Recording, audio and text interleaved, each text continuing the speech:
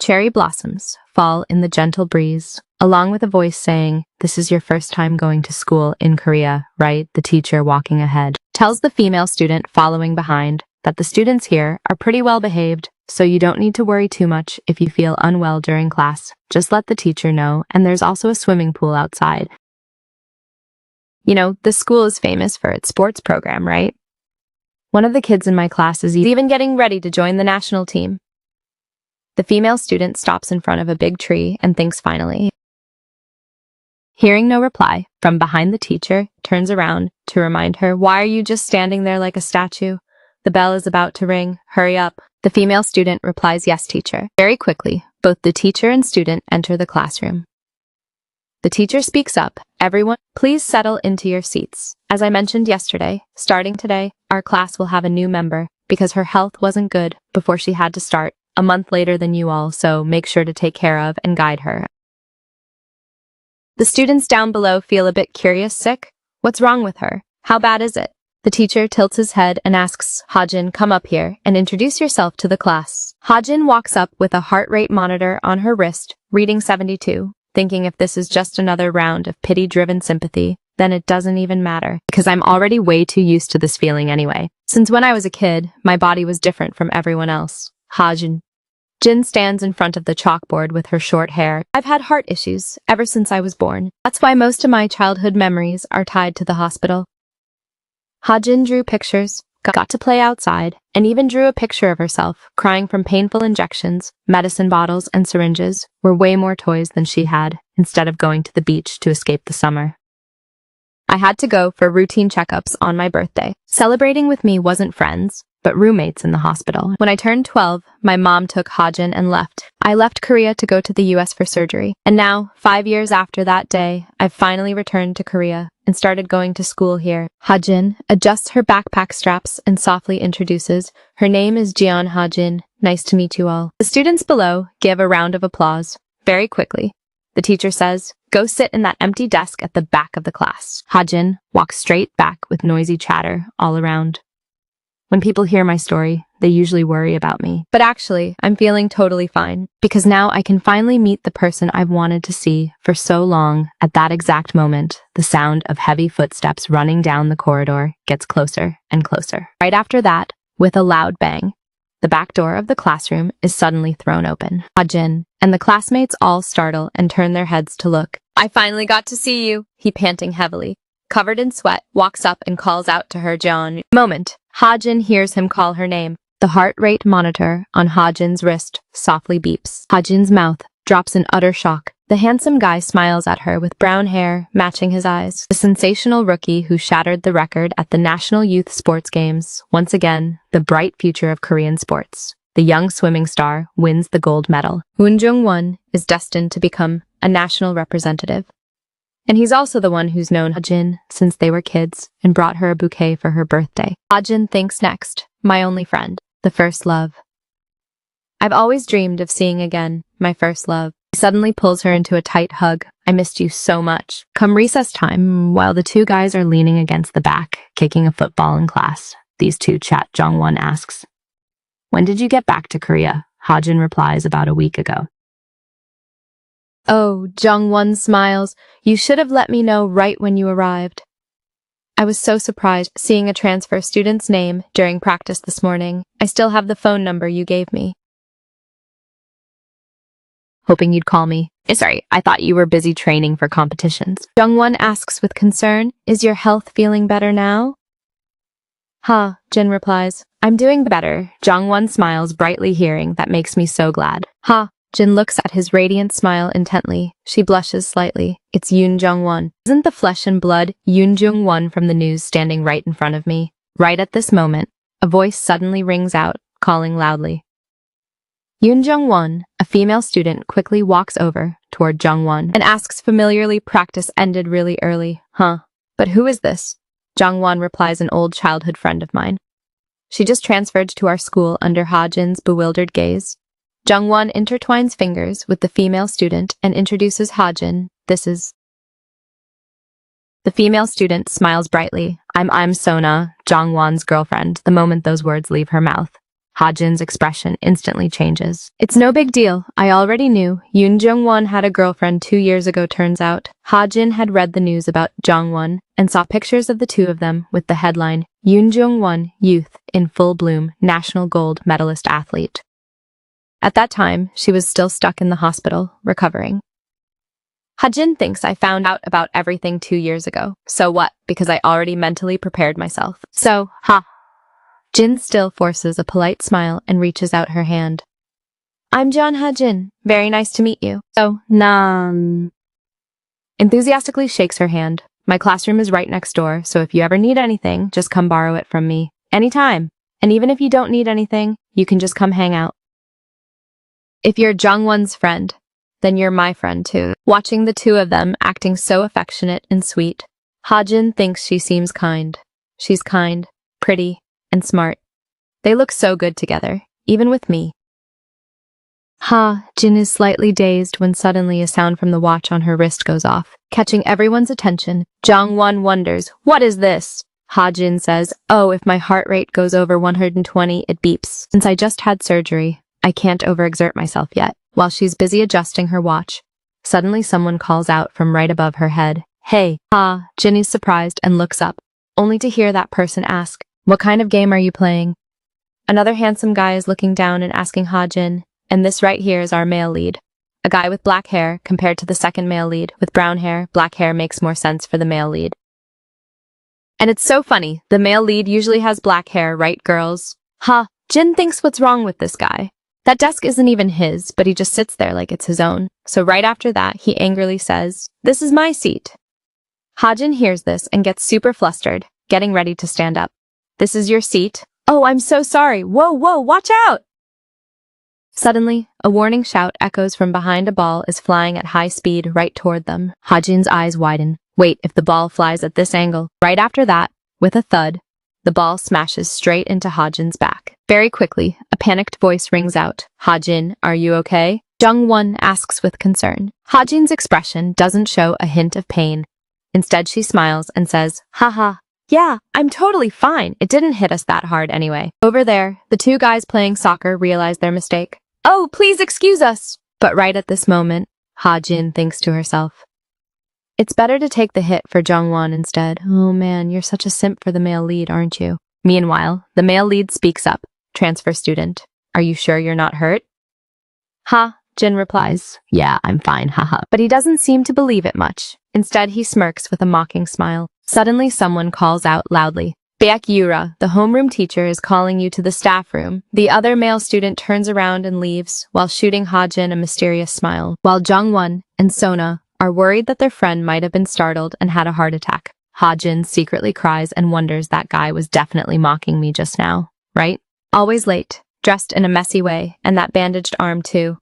Baek-yura, is that him? A delinquent from John Ha-jin's perspective, he was ha laughing at her. After getting back home, Ha-jin spends time checking her phone and researching Korean school life from K-dramas, gathering a bit of knowledge about that weird guy from her first day of school, Baek-yura. He's a total thug. Dramas always have that kind of student. But I never expected things I only see in dramas to actually happen in real life.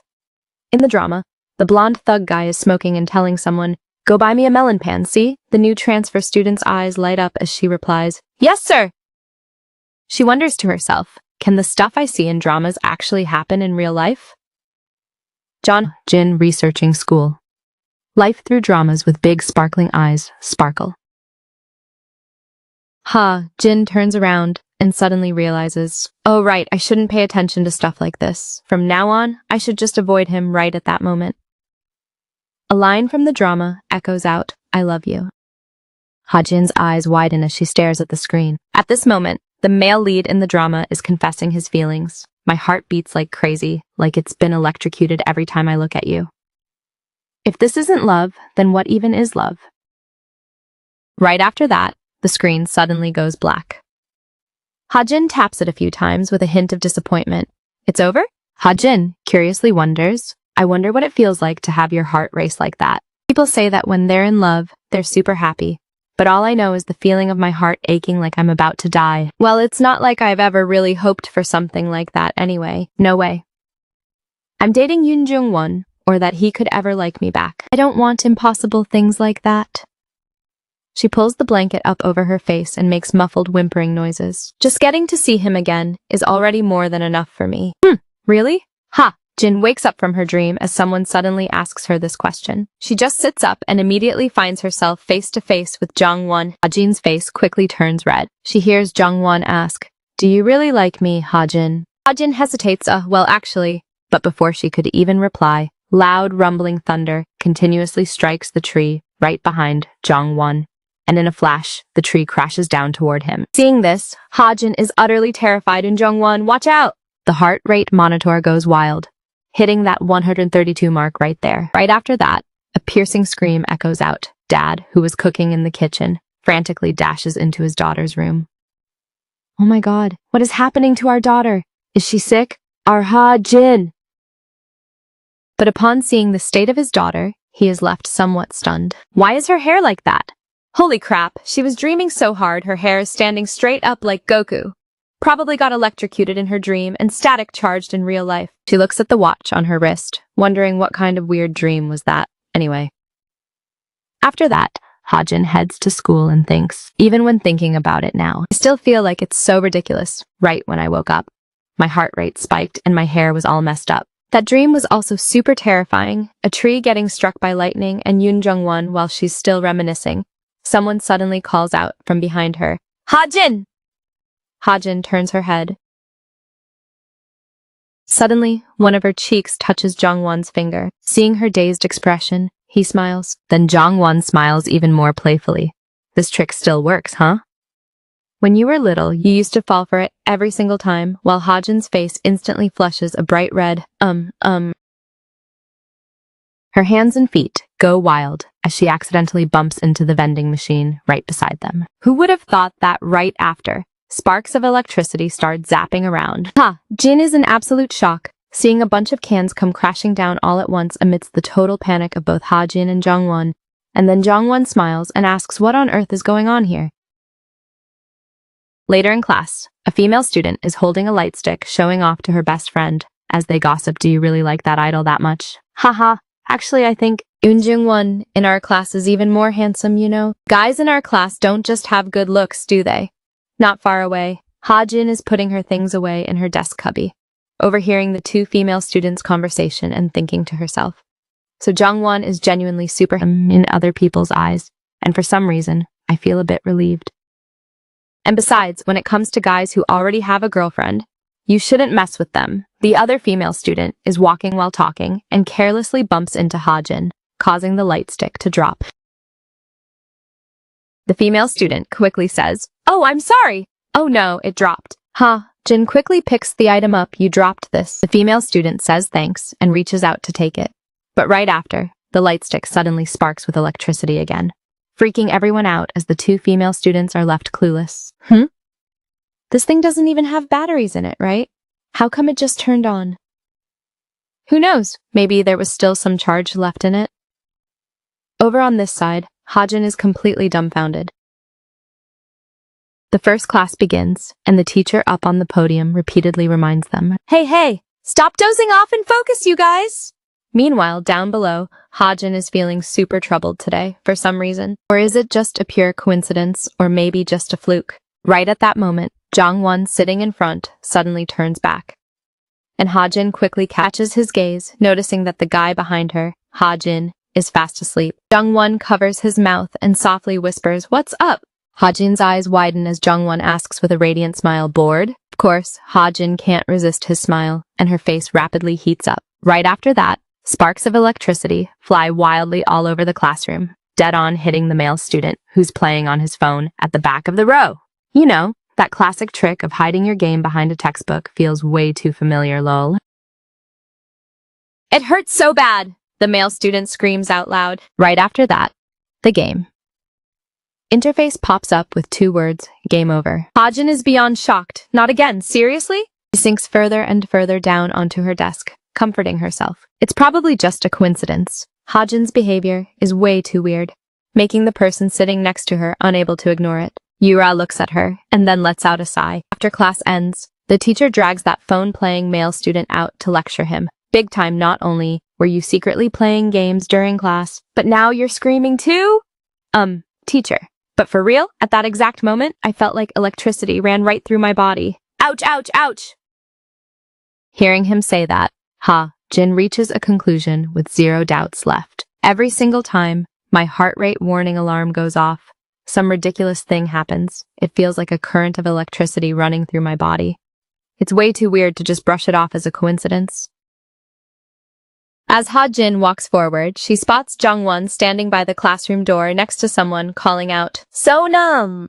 Jin's eyes widen as she watches Jungwon poke Sona in the cheek. The exact same move he pulled on her this morning. This makes Sona burst into laughter and ask, "What is it, Yoon Jungwon?"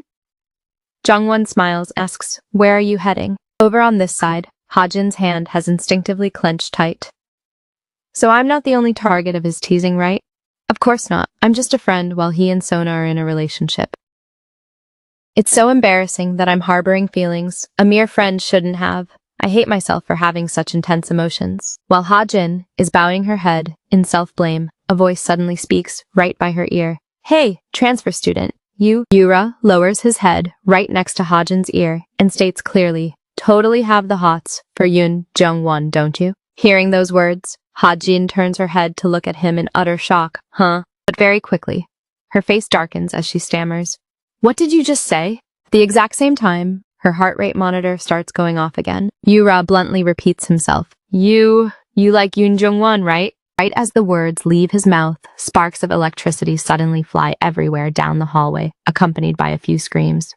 "What is this? What's going on? Did the power go out?" The hallway lights just shut off.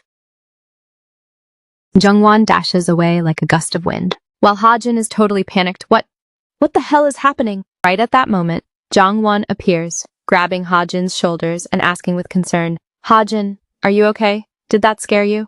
But the moment he touches her, Jin's heart rate instantly spikes to 148, and the electric sparks around her grow even more violent, to the point where even Jungwon gets shocked and has to pull his hand back. As Jin looks at Jungwon's painful expression, tears well up in her eyes. This is so crazy.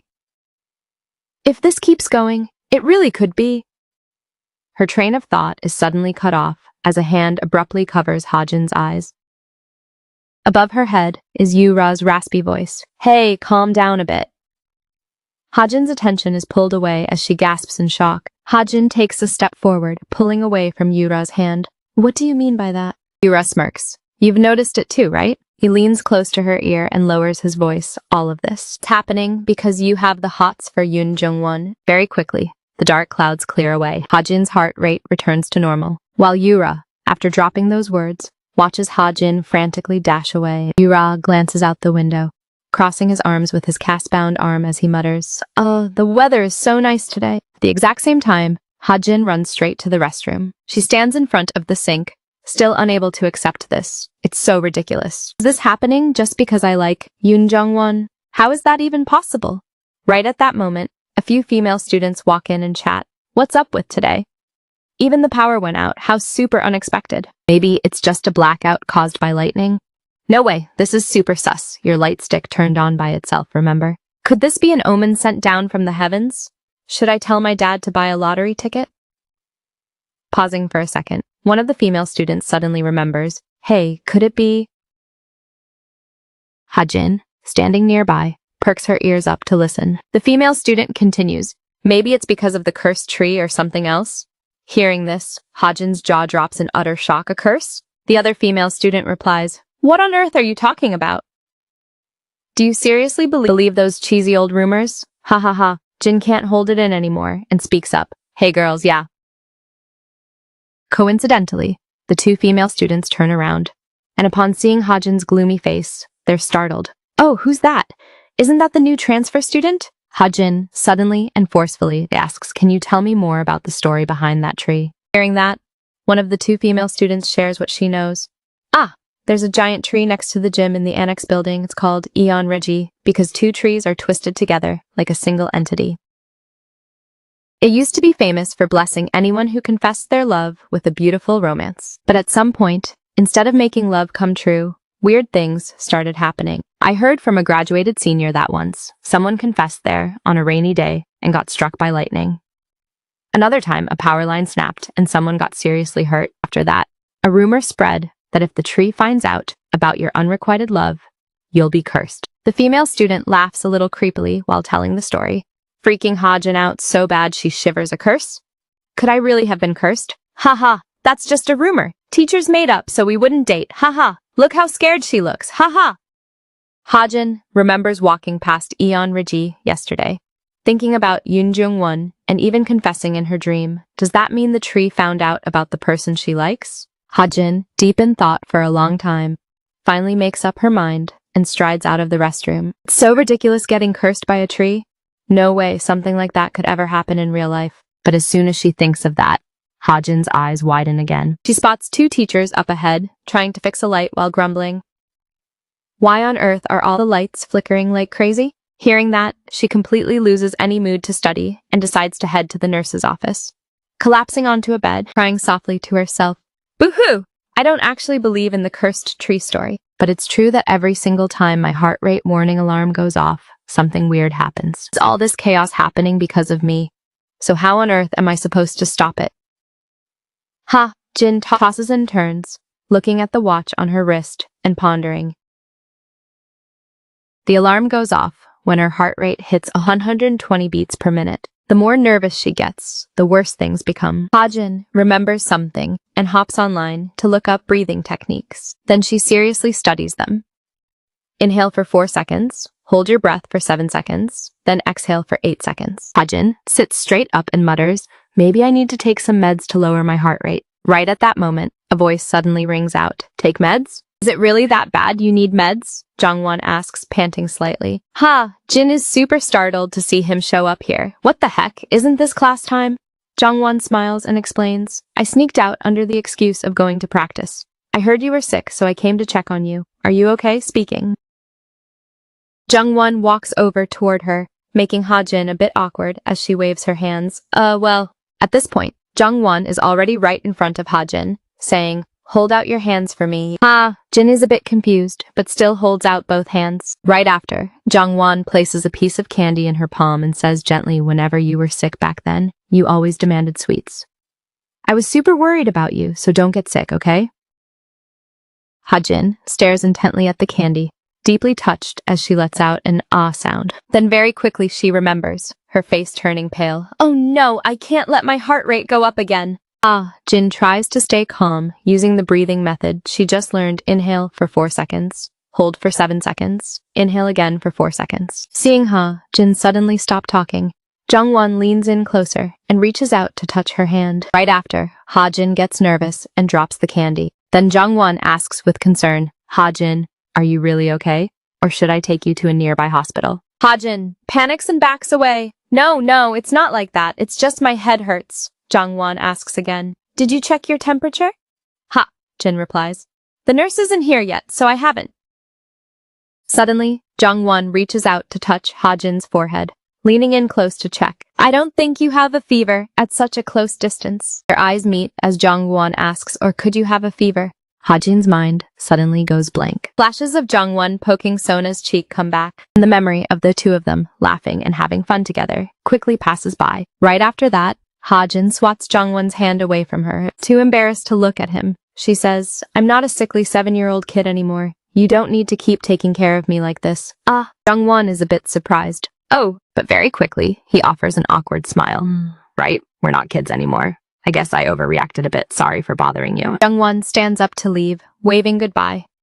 "I'll head back up first. Make sure to get some good rest, Hajin." The nurse's office door closes. Hajin drops her head, sighs, and says, "That's not why I came back to Korea." Time rewinds back to her days in the hospital. An 8-year-old Jin used to look forward to seeing Jungwon and the other kids playing together down in the courtyard, while she herself could only sit on her hospital bed and eat candies to chase away her loneliness. Candy dropped on the floor suddenly gets soaked. "We just met again, and I didn't even ask for anything more." Jin bursts into tears, "Yet now I can't even see him. Why is this happening to me?" Emotions explode as Hajin's heart rate spikes back up to 120 amidst a loud alarm. Her tears stream down endlessly. Why does my body have so many issues? Why is it only me? Right at that moment, The eye chart on the wall shakes, and the printer suddenly starts working. The light bulbs in the room flicker continuously. Hajin cries as she looks at everything around her, not again kneeling on the floor. Blank paper is scattered everywhere. This is so bad no matter how hard I try to hold my breath. I just can't calm down. What am I supposed to say when the nurse gets here?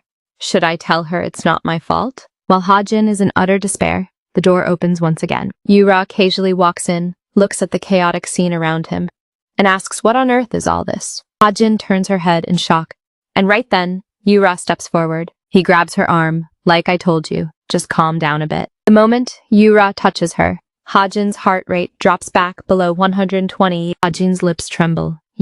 At the exact same time, the noisy printer and flickering light bulbs all return to normal. Yura smirks, just as I thought. Suddenly, Hajin yanks her arm away, then unexpectedly shoves Yura backward. Looking at him with tears still streaming down, she yells, "How am I supposed to stop this? What about this curse? Or whatever it is, how can I make it disappear?" At close range, Yura meets Hajin's gaze. Right after, he suddenly leans in toward her with a smirk. "If you want it to disappear, why don't you lend that curse to me?" The two of them step out of the teaching building, Yura walking and talking. I don't know if the rumors about that tree are true, or if it actually curses people, but it is true that a curse is born from blind love. As he speaks, he playfully glances over at Hajin. "When I get excited, when I'm happy, when I'm pissed off, and even when I hate you, under any circumstance. If unrequited love becomes intense, you'll feel an electric current running through your body." Jin opens her eyes wide as she looks at the tree and asks, "Because of intense love, electricity runs through you?" There's no way something like that could happen in real life. This is too absurd. Things like this only happen in movies. I'm not a character in a movie. Jin reassures herself. Come on. Those accidents must have happened just because you're still a high school student. I'm sure there's another reason for it. There has to be. After a moment, he pulls his phone out of his pocket, turning the screen toward Hajin and saying, Hey, Yoon Jung-won is right here." The second she sees Yoon Jung-won's radiant, smiling face, Hajin jolts upward. What? Right after that, the beeping of the heart rate monitor goes off continuously. Following that, electric sparks shoot out in all directions, shocking the students who are using their phones in the schoolyard. What is this? Suddenly my battery is at 100%, mine too. Yura is super smug. See? Jin bites her lip, staying completely silent as the two of them walk under the schoolyard. Jin is gloomy. If all of this is happening because of my fault, how am I supposed to lift this curse? Hearing that, Yura's footsteps halt. He says seriously, "You have to put an end to your blind love. Create a romance, or throw away your feelings. Tell me to end that love just like that?" Jin's fingers nervously intertwine with each other. She wonders, can I even do that? I couldn't forget him even during the 5 years we were apart. But there's no way I can break up Yoon Jung-won and Sona just because of a curse. Right at that moment, Yura suggests, "If that's too hard, there's also a way to buy some more time." Jin opens her eyes wide in shock, listening closely. Yura suddenly grabs her wrist, taking Hajin by surprise for a second, but very quickly, she pulls her hand back and hurriedly steps away. "What are you doing? Why are you grabbing my hand?" Yura says casually. "Look at it." Hajin looks at the heart rate monitor on her wrist, and it clearly dropped from 97 down to 86 in a split second. Yura smiles and says, "Your heart rate drops the exact moment I touch you." Jin is stunned too. What on earth is this? This has never happened before. Why? Yura lets out a sigh. "I don't know. Somehow you hate me so much that just touching me instantly calms your heart down. Anyway, I'll make sure nothing happens until you put an end to that unrequited crush, on just one condition, which is that I get to use the curse whenever I want." But Hajin hesitates. "You're telling me to use this curse for your sake?" Yura fires back. "Well, what else do you want to do?" Hajin's lips tremble. "This is a bit weird, I mean." Yura suddenly lowers his head, looking at Hajin as he says, "You're planning to run away, aren't you?" But Hajin shyly pushes him away. Let's talk about this later." Yura thinks for a moment, then says, "Fine. If you want to wait, we'll wait." As dusk falls, after school, Yura is smiling and tailing right behind Hajin, nagging in her ear, "Has your thinking time run out yet?"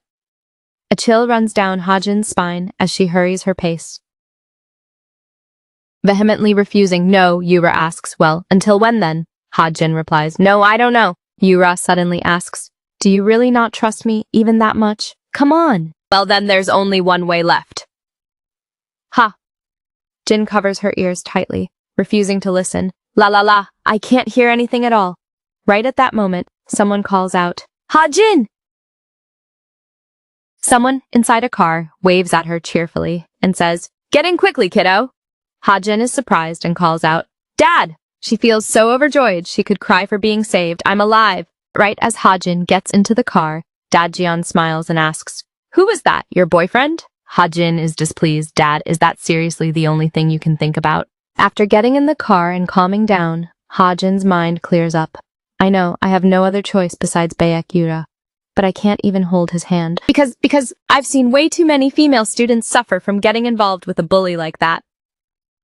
Dude, she watches way too many dramas, so she's imagining a curly-haired bad boy, reminding us of the F4 crew from Boys Over Flowers, like Gu Junpyo.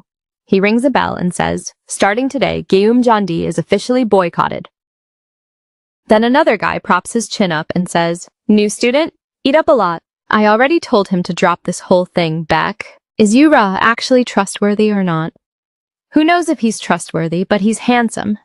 And then a day later, early in the morning, Yura cheerfully walks up and friendly waves. Good morning. Before we even meet, you've already got my heart racing. On the second day, Yura buys a bunch of snacks for Hajin, deliberately trying to bribe her. Just eat it and think it over carefully, all right? Surrounding students see this scene and get terrified on Hajin's behalf. Whispering in low voices, is the transfer student getting bullied? Should we report this to the homeroom teacher? By the third day, while Hajin is walking down the hallway, Yura suddenly sticks his head out from the classroom and calls out, Hajin! Making her jump in shock. Baek. Yura walks right over and asks, Where are you heading? Off to commit some more destruction. Right as he finishes speaking, the teacher inside leaps out and yells, Baek Yura, we aren't done yet! Where do you think you're going? He completely ignores the teacher, keeps walking, and calls out to Hajin. Baek Yura sticks to me like a leech. Ha, Jin thinks to herself, while Yura asks with a sleazy expression, still hesitating, Don't tell me you're still hesitating even now. Still nothing, huh? He keeps badgering her constantly, making her shrivel up like an old grandma missing her teeth. Walking out of the staff room, Hajin carries a box of supplies and guesses. Could it be that he's trying to show his good side because he saw I don't trust him, so that's why he's doing this? Anyway, this approach is way, way off.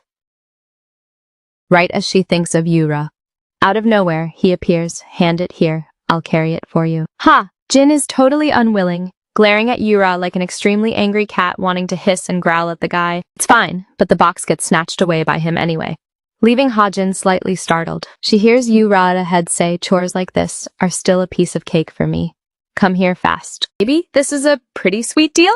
Ha! Jin walks behind Yura, thinking to herself. Right at this moment, the lighter in Yura's pocket jolts and falls right out. Jin pauses for a second, and then she suddenly rushes forward, snatching the box back from Yura's hands. And sprinting away, Yura is a bit surprised, very quickly waves and says, Let's walk together, Hajin. Only then does Hajin panic and realize something a lighter? Why would you need my curse and carry around something so dangerous? It's not even a normal lighter, just as I thought. I shouldn't trust that jerk while she's still deep in thought. Right up ahead. Out of nowhere, Jungwon and Sona appear in front of her, cheerfully calling out, Hajin! Contrary to their friendly vibe, the moment Hajin sees the two of them, she continuously backs away until she bolts into the restroom, panting heavily. Who knows what would have happened if we ran into each other again? At the same time, out in the hallway, Jungwon looks a bit disappointed. Not again. She ran away again. Sona glances at her boyfriend's expression, deep in thought. Very quickly, the two of them leave, and this whole scene is caught by Yura standing not too far away. He suddenly smirks. After class ends, Hajin dashes out of the teaching building, looking around nervously. Baek Yura. He definitely didn't follow me, right? How much longer am I going to have to run away like this? Right at that moment, someone calls out to her. Sona calls out to her, Are you busy? Where are you rushing off to like that?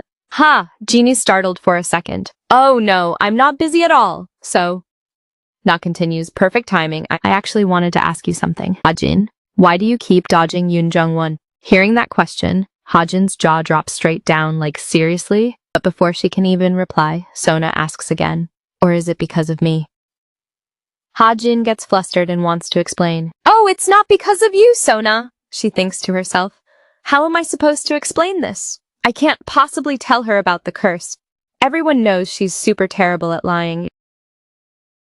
Across from her, Sona smiles and says, Jungwon often tells me he has a childhood best friend, but she moved to the US because of illness. He said his friend would definitely return one day, and that he'd always wait for that friend. I've heard that story so many times ever since we started dating, actually.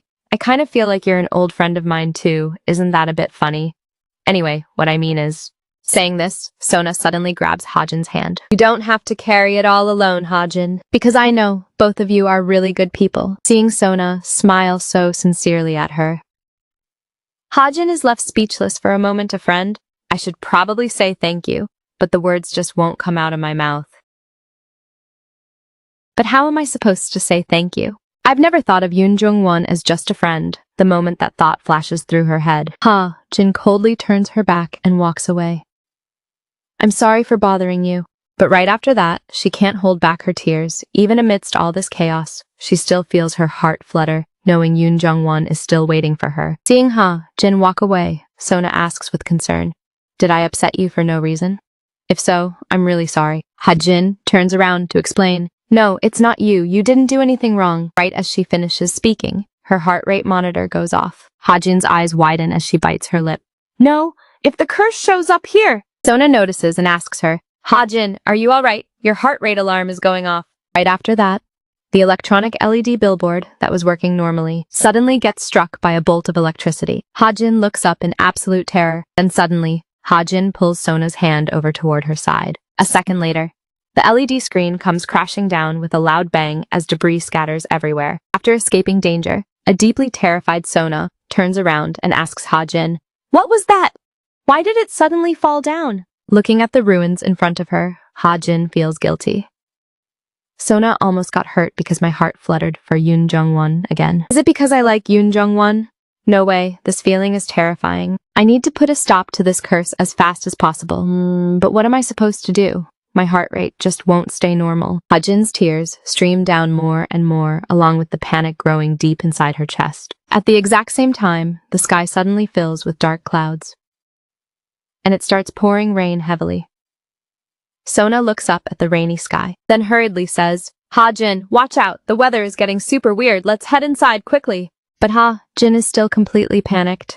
What am I supposed to do about this heart rate? It's actually super dangerous. Right as the next electric spark is about to release, a large hand reaches out and grabs Ha-jin's hand. Ha-jin's eyes go wide as she faces Yura's smile, and at that moment, he opens his mouth to ask, Are you done hesitating yet?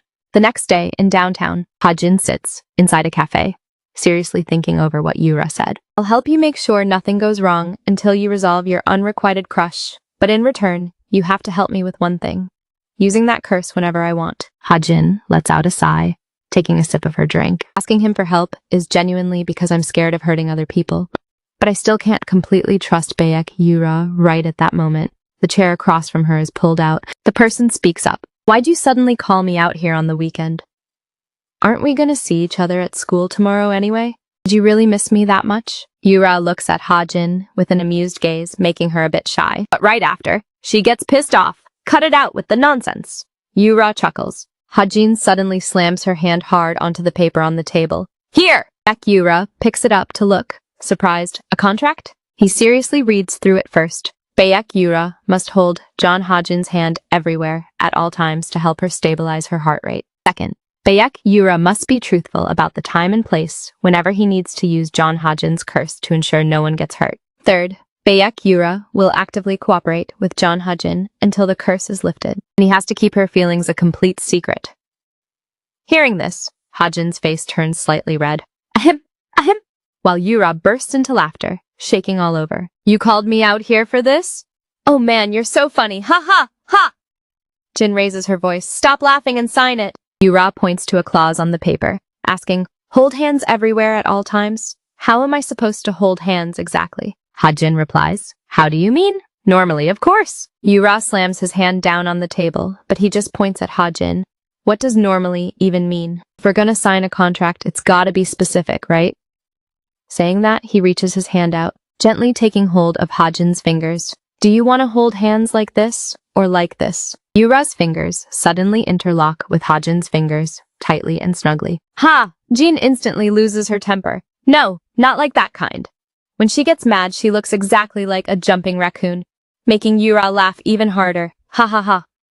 Jin gets frustrated. Stop messing around and sign it already.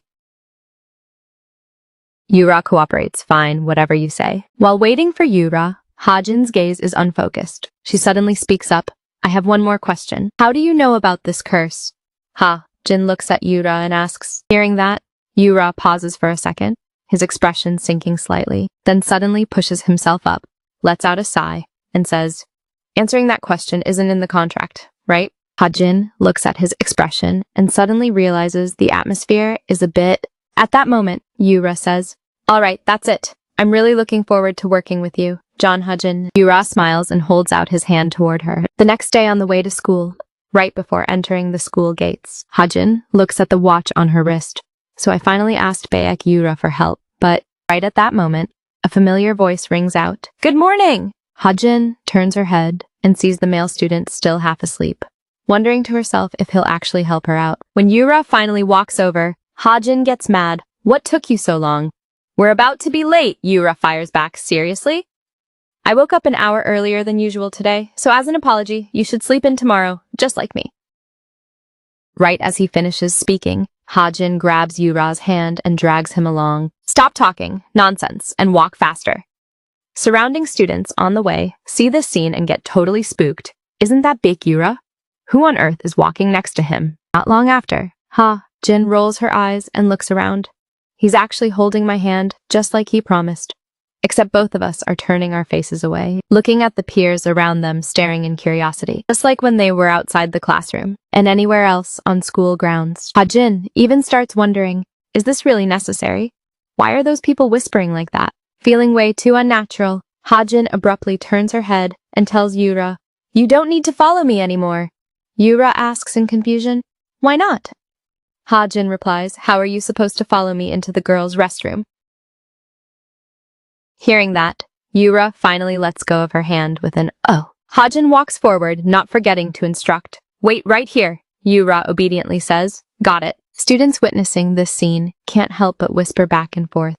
Things have gotten to this point? Obviously they're dating right now, right? The transfer student has caught back Yura's attention. What are you guys talking about? I guarantee they're definitely dating. I'm sure they're not dating. They're definitely dating. Just like that, an argument over whether Baek Yura and Jeon Hajin are dating breaks out right in front of the main characters. Hajin's face turns pitch black instantly. I just knew it would end up like this. She genuinely can't stand this situation anymore and whispers to Yura, this isn't good. Saying that, she yanks her hand out of Yura's grip. You don't need to hold my hand the whole time while we walk, got it? Only when the heart rate alarm goes off. Right at this exact moment, someone suddenly calls out, Yoon Jung-won! Hajin's ears instantly perk up to eavesdrop. Over on this side, a female student is smilingly striking up a conversation with Jung-won. Why didn't you come to school today? Ditching class? Jung-won is a bit shy. Monday morning heavy training only. I'll be at school this afternoon. Over on that side, Yura glances at the expression on Hajin's face. He notices her tension. Right after, he suddenly reaches his hand out and interlocks all 10 fingers with Hajin's. At the same time, he flashes a smile to grab her attention. Baek Yura must hold John Hajin's hand everywhere at all times to help her stabilize her heart rate. I'm just strictly following the contract. What's wrong? Is there a problem? Yura explains, while Hajin just freezes for a second. Then she lowers her head and says in a soft voice, thank you. The two of them leave the danger zone and Baek Yura grins broadly. You don't have to thank me. Ha! Jin glares at him. I hate you. Yura just laughs as he walks ahead of her, while she quietly realizes, even though he's a bit loud and annoying, thanks to this hand, my curse and heart rate have actually been kept under control. Over on the other side, Jung-won happens to look over this way as well, seeing the two of them walking closely together. Hajin figures, so I guess everything is totally fine now. That's what I thought anyway. But right at lunchtime, someone suddenly speaks up. Is this seat open? Hi, Hajin. Sona waves hello, and Yura looks over towards Sona as well. Over here, Jung-won cheerfully starts a conversation.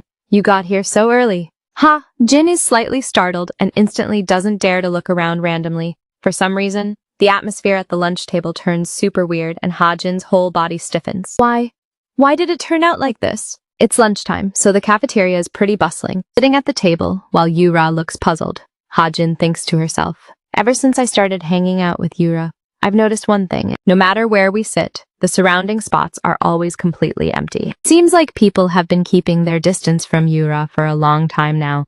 But why though? Is it because Bayek Yura's personality isn't that great? Jin thinks deeply while eating. Right at that moment, Yura calls out John Ha-jin. He points to the corner of his mouth, signaling Ha-jin. Ha-jin catches on right away, saying nothing as she awkwardly licks her lips. But looking at stuff like this, she realizes he's actually not as bad as she thought. However, she suddenly remembers something and opens her mouth to ask, how are you planning to use that curse? Do you mean you can actively choose the time and place to use the curse? Is there any way to keep it under control? Yura calmly replies, yeah, there is a way. Ha-jin is shocked and nearly stands up. Really? How? Right at that moment, someone suddenly comes over and asks, is anyone sitting here? Ha-jin turns her head and starts to say, oh, go ahead.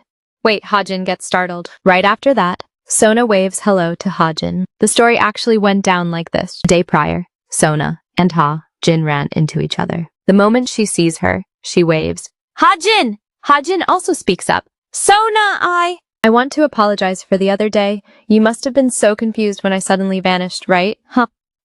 Jin cuts straight to the chase and Sona smiles. You mean that time at the backyard? Oh, come on, you don't need to apologize for that. Look, Jin opens her mouth. So, I'm genuinely so grateful that you invited me to hang out back then. But now you don't need to worry about me anymore. The reason I left was because of some personal stuff. And right now, I don't feel lonely anymore. Sona looks closely at Ha-jin's expression and then breaks into a smile. I understand, I'm just so glad you're doing okay. Right at that moment, the bell for class rings, and Ha-jin says, I guess I should head off. Thanks for caring about me, Sona. See you next time. Saying that, Ha-jin runs back toward Yura. The moment Yura sees her coming close, he reaches out and grabs her hand. Yura looks at the numbers on the watch, laughing teasingly. 113. You're practically hitting the limit here. She shyly tells Yura, stop teasing me. Behind them, Sona watches the two of them, being all cozy, crossing her arms, thinking to herself, not lonely anymore. Personal stuff? What on earth is going on anyway? But I'm also curious why they're keeping their distance like that. Ha-jin flusters, waving her hands around as she talks to Jungwon. Practice ended early, huh? Oh, Jungwon also smiles. Yeah, I still have to head back after lunch. Oh. Watching Jin get all flustered like that is super fun too. Thinking this, Sona cracks a smile. Then she asks, today's lunch looks so good, right? Ha-jin, do you like pasta? Ha-jin is surprised. Oh yeah.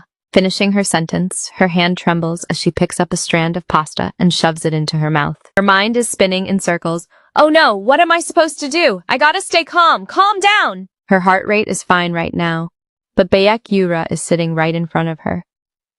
Holding her hand, it's so embarrassing she could die. Ha-jin darts her eyes around at the surroundings, the cell phone, the water dispenser, the electrical outlets, and even the ceiling lights if the curse triggers right here. Jin is in utter agony, shedding 2 lines of tears in absolute silence, and this definitely doesn't slip past Yura's notice. Ha-jin cries while picking up her cup of water and chugging it down. I'm done for. Seriously, Sona! OMG, I can't take this anymore. I'm gonna snap! Thinking this, Ha-jin stands up awkwardly and says, I'm done eating. I think I'll head outside first. Sona asks in surprise, since when did Ha-jin and Yura get so close? Ha-jin only just transferred here a week ago, yet you two look super close, huh? Ha-jin shyly explains. Well, I guess it's just because we sit together. Sitting right next to her, Yura glances at Sona. He chuckles and says, we share a few things in common. You know how it is. Dang, look that handsome smile, so badass, haha. After that, the two of them look at each other and flash a knowing, mysterious smile. Yura trolls. He tells me, I always gotta stay by his side and never go anywhere, sticking right next to him. Hearing these words, Ha-jin's hands clench into tight fists as her whole body trembles. Sona laughs. Really? Sounds like our Ha-jin is way bolder than I thought. Hearing them chat and expose her like this, Ha-jin shows incredible restraint, shooting Yura a warning glare. What are you even saying right now?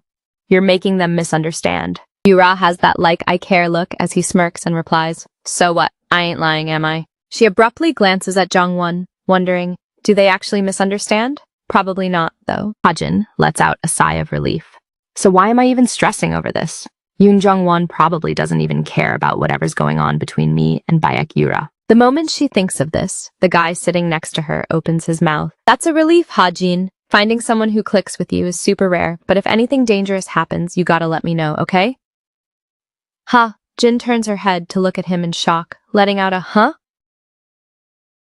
But very quickly, she flashes a dangerous smile. No, why not? It's fine, nothing like that is gonna happen. Jongwon patiently warns her. Even so, please promise me, make sure to tell me, alright? He asks again. The person who understands you best is me, right? Hearing that, Hajin's eyes widen. Her hand holding the chopsticks stiffens up as she wonders to herself, why would he say something like that? Sona, the girl you like is right here and listening to every word you're saying, so what on earth are you expecting from me? Do you want to show off our close friendship right in front of your girlfriend? Woon Jung-won, what on earth are you actually thinking about me? Seeing the expression on Hajin's face suddenly change, a hand from across the table suddenly reaches out. Big. Yura gently lifts Hajin's chin and asks, what are you doing? Hajin looks up at him, completely dazed. Yura stands up. What? Didn't you say you were done eating, right? Ha! Jin snaps back to reality. Oh, right! We should head off now. See you later. Jungwon watches. The two of them leave together in absolute silence, while Sona turns her head to watch them go and speculates. So this is what you call personal stuff? Are they actually going to start dating for real? After stepping out of the cafeteria, Hajin is pretty gloomy. I almost let the curse slip out again. I really should have been more careful, but I let myself get sucked into meaningless thoughts like that. Hajin walks ahead while holding Yura's hand and says, if you weren't here, my heart rate would have spiked again. Thanks, Beck. Yura, behind her hears this and suddenly smirks. Right after, he lets go of Hajin's hand and proposes, if you're genuinely grateful to me, will you use it right now? Ha! Jin is surprised. What? Your curse, I want to use it right now. I'm so curious. Let's see what he uses it for. I'm super curious right now. Ha! Jin is confused. Right here? Right now? Why are you being so sudden? Yura says. I told you beforehand. I can completely control it. Do you see that outdoor loudspeaker over there? Yura points to the side and continues. Try turning it on and see if I'm right. Hajin is dumbfounded. She gets a little mad. You're even picking which object gets hit by the curse. I mean, how? I've never tried this before. Yura chimes in from the side. Just remember the feeling you had with Yoon Jung-won earlier. And once you feel that anger or sharp pain in your chest, like usual, just stare straight at that loudspeaker. Concentrate and think about turning it on, and it'll turn on. Hadza mutters, I just have to do that? I'm not some kind of superhero. Yura laughs. You don't have to believe it. But how do you know if you don't try? It'll be fine. I'm right here, aren't I? Hajin bites her lip, feeling uncertain. But in the end, she closes her eyes and does it anyway. Hajin starts, recalling the moments spent with Yoon Jung-won, and also remembers his question from earlier. Hajin, the person who understands you best is me, right? Very quickly, the alarm of the heart rate monitor goes off. Hajin opens her eyes and quickly looks toward the loudspeaker below. Then sure enough, an electric spark darts straight toward it. Instantly, the loudspeaker begins to rattle and make noise. Hajin is overjoyed. I actually did it! Right after, the sound from the speaker booms louder, startling Hajin. She hurriedly grabs Yura's arm. Wah! Yura next to her watches and laughs with amusement. The loudspeaker is blasting ring-a-ring. Yura laughs and praises, you're so good. Saying that, he pats Hajin's shoulder with a smile, leaving Hajin totally clueless about what's going on. Getting what he wanted, Yura quickly speaks up. Class is about to start, let's go! While down below, the students are totally shocked by the sudden blast from the loudspeaker. What is this? A broadcasting glitch? Not long after, Hajin helplessly lowers her head, looking super miserable. Even after that, Baek Yura tried telling me to control my powers multiple times, but up until now, I've already blown up 7 electronic items. And all of them belong to Baek Yura. His phone straight up got yeeted to the shadow realm. His wallet must be crying so hard right now. Why do I keep failing over and over again? Jin covers her face and asks herself, can I actually control this curse? Man, I feel like I'm never gonna succeed. Come to think of it, does Baek Yura have any electronic stuff left? Seeing Hajin by herself, 2 female friends behind her whisper, Back and forth. Should we go ask her? Yeah, what if something happened? The two of them reach an agreement. And then one of the female students walks over and gently taps Hajin on the shoulder. Hey Hajin, are you and Bekura really close? Ah, Jin turns around, hesitating. Huh? We're close? Should I say we're close? Seeing her like that, the two female students continue. Even if you guys are close now, you should probably still be a bit careful. Hajin is startled, huh? Why? The other female student says, because... But right as she spits out those two words, the door suddenly flies open, and all three girls see Yura standing right there, making the two female students feel a bit guilty. Oh, he's here! They have no choice but to leave, but still kindly warn her. Well, you'd better not stay alone with Bayek Yura. Haha, sorry, we're heading out first. Hajin looks at her two friends in total confusion. At the same time, Bayek Yura walks toward her, holding his hand out as he says, Hajin, the homeroom teacher, wants you to come to the office before class ends. Let's go. Oh! Hajin, who was just warned about the danger of Bayek Yura, shrinks back a bit and says cautiously, all right. A moment later, the two of them walk down the hallway. She wonders to herself, avoid being alone with Bayek Yura. What does that even mean? Suddenly remembering something, Hajin speaks up. Hey Bayek Yura, no matter how I try to practice with the curse, there's no progress at all. I should probably just give up on controlling this curse. Before she even finishes her sentence, the two of them walk past a group of male students, among whom one aggressive guy says, that bastard Yoon Jung-won, I'm gonna kill that guy. It's so annoying. A mere freshman acting like this school belongs to him, and even looking down on upperclassmen. The male student next to him chimes in. Even the coach favors him. Right as she hears these words, Hajin and Yura instantly stop in their tracks. Hajin thinks to herself, just now, it sounded like they were talking about Yoon Jung-won. Hearing anything related to her crush, Hajin immediately runs off after them, leaving Yura calling out behind her. Where are you going? The teacher's office is in this direction.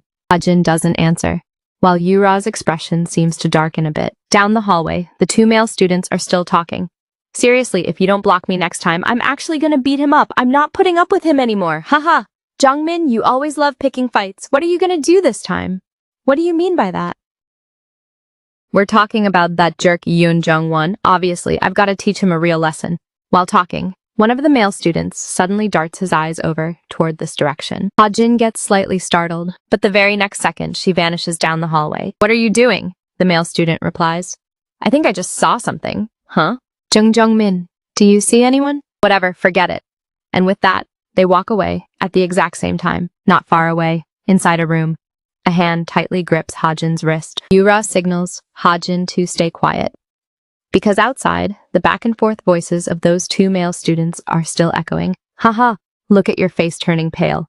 Hurry up, you idiot. I still need to finish studying quickly so I can go to practice. Hey, who said I was scared? Not long after, the hallway falls silent once again, and only then does Hajin let out a sigh of relief. Phew, they're gone. Yura opens his mouth to ask, why on earth did you follow those guys?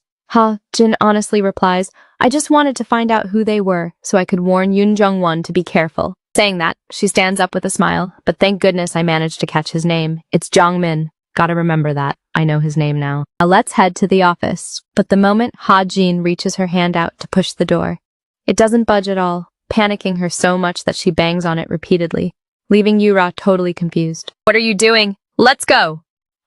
Jin pushes against the door with all her might and says, the door is locked! At that exact moment, she asks herself, why did that thought pop into my head out of nowhere? Absolutely do not stay alone with Bayek Yura. Don't get mixed up with him. Not long after, an electric spark flashes, striking the electronic lock. Her watch goes beep beep and Hajin's eyes widen. Could that warning have been meant to prevent this exact situation? Well, are these two about to make out or what? A few minutes earlier, Yura and Hajin got locked inside the science lab. Yura calmly analyzes the situation. Long story short, the door is locked from the outside, My phone is broken, so I can't use it. And you left your phone in the classroom, right? Contrary to him, Hajin's mind is completely blank.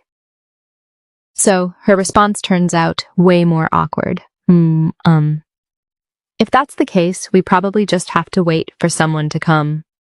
But Yura instantly crushes this slim hope of hers. I don't think so. Right now, it's homeroom period. So obviously nobody's coming to the science lab for anything. And this hallway only has special classrooms, so not many people pass by here. The more Yura talks, the colder Hajin's whole body gets as she collapses and sits down, asking herself, what are we supposed to do now? Seriously? Should we scream so someone hears us?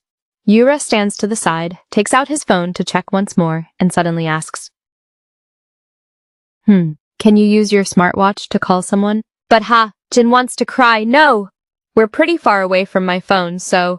Right at that moment, the screen of Yura's phone lights up. He says, oh, my phone, it came back to life. Hajin's eyes instantly light up. For real? Hajin urges him, quickly text the teacher, and ask him to come unlock the door. Yura's fingers fly across the screen, but before he can even finish typing, the phone dies again, and Yura casually says, well, it turned off again. Hajin is left speechless, sitting flat on the floor and letting out a sigh. I don't know what to do anymore. Anyway, let's just wait until the bell rings. At least someone will walk past then, right? Yura suddenly says, wait a minute, your heart rate is way too stable for a situation like this. Just like before. Hajin is surprised, huh? What do you mean like before? Yura says, back when we were chased by the swim team. You weren't scared at all hearing him say that. Hajin is pretty startled. Oh, that? I was just worried. Jungwon might run into trouble. That's all. That's why I stayed calm. Yura watches Hajin's radiant smile whenever she mentions Jungwon, and for some reason it really gets on his nerves. Yura changes the subject. Try opening the door. Hajin is confused, huh? Yura says, obviously you can use your powers to open this door, right? Hajin's gaze drifts away evasively. She slightly tightens her grip on her arm and says in a low voice, we can't. There are too many dangerous things around here.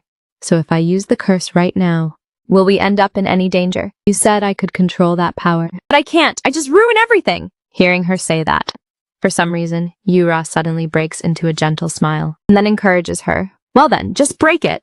Hajin is startled. What? Aren't you scared? If I use the curse, you'll get hurt too, you know. Yura takes a few steps forward, standing right in front of Hajin as he says, oh, so that's what you're worried about? I promise I won't let anyone get hurt by your curse, remember? No matter what, I won't let you get hurt. Saying that, Yura reaches his hand out with a smile and says, so you just need to do whatever you want, even if you think you'll mess everything up. Hearing Yura's encouraging words, Jin thinks it over for a second. Then she decides to reach out and take his hand, saying, I'll give it a try. Jin hurriedly pushes Yura back and sets a ground rule, but you have to stand right there and only when you think I should put an end to this curse. You come over and hold my hand, got it?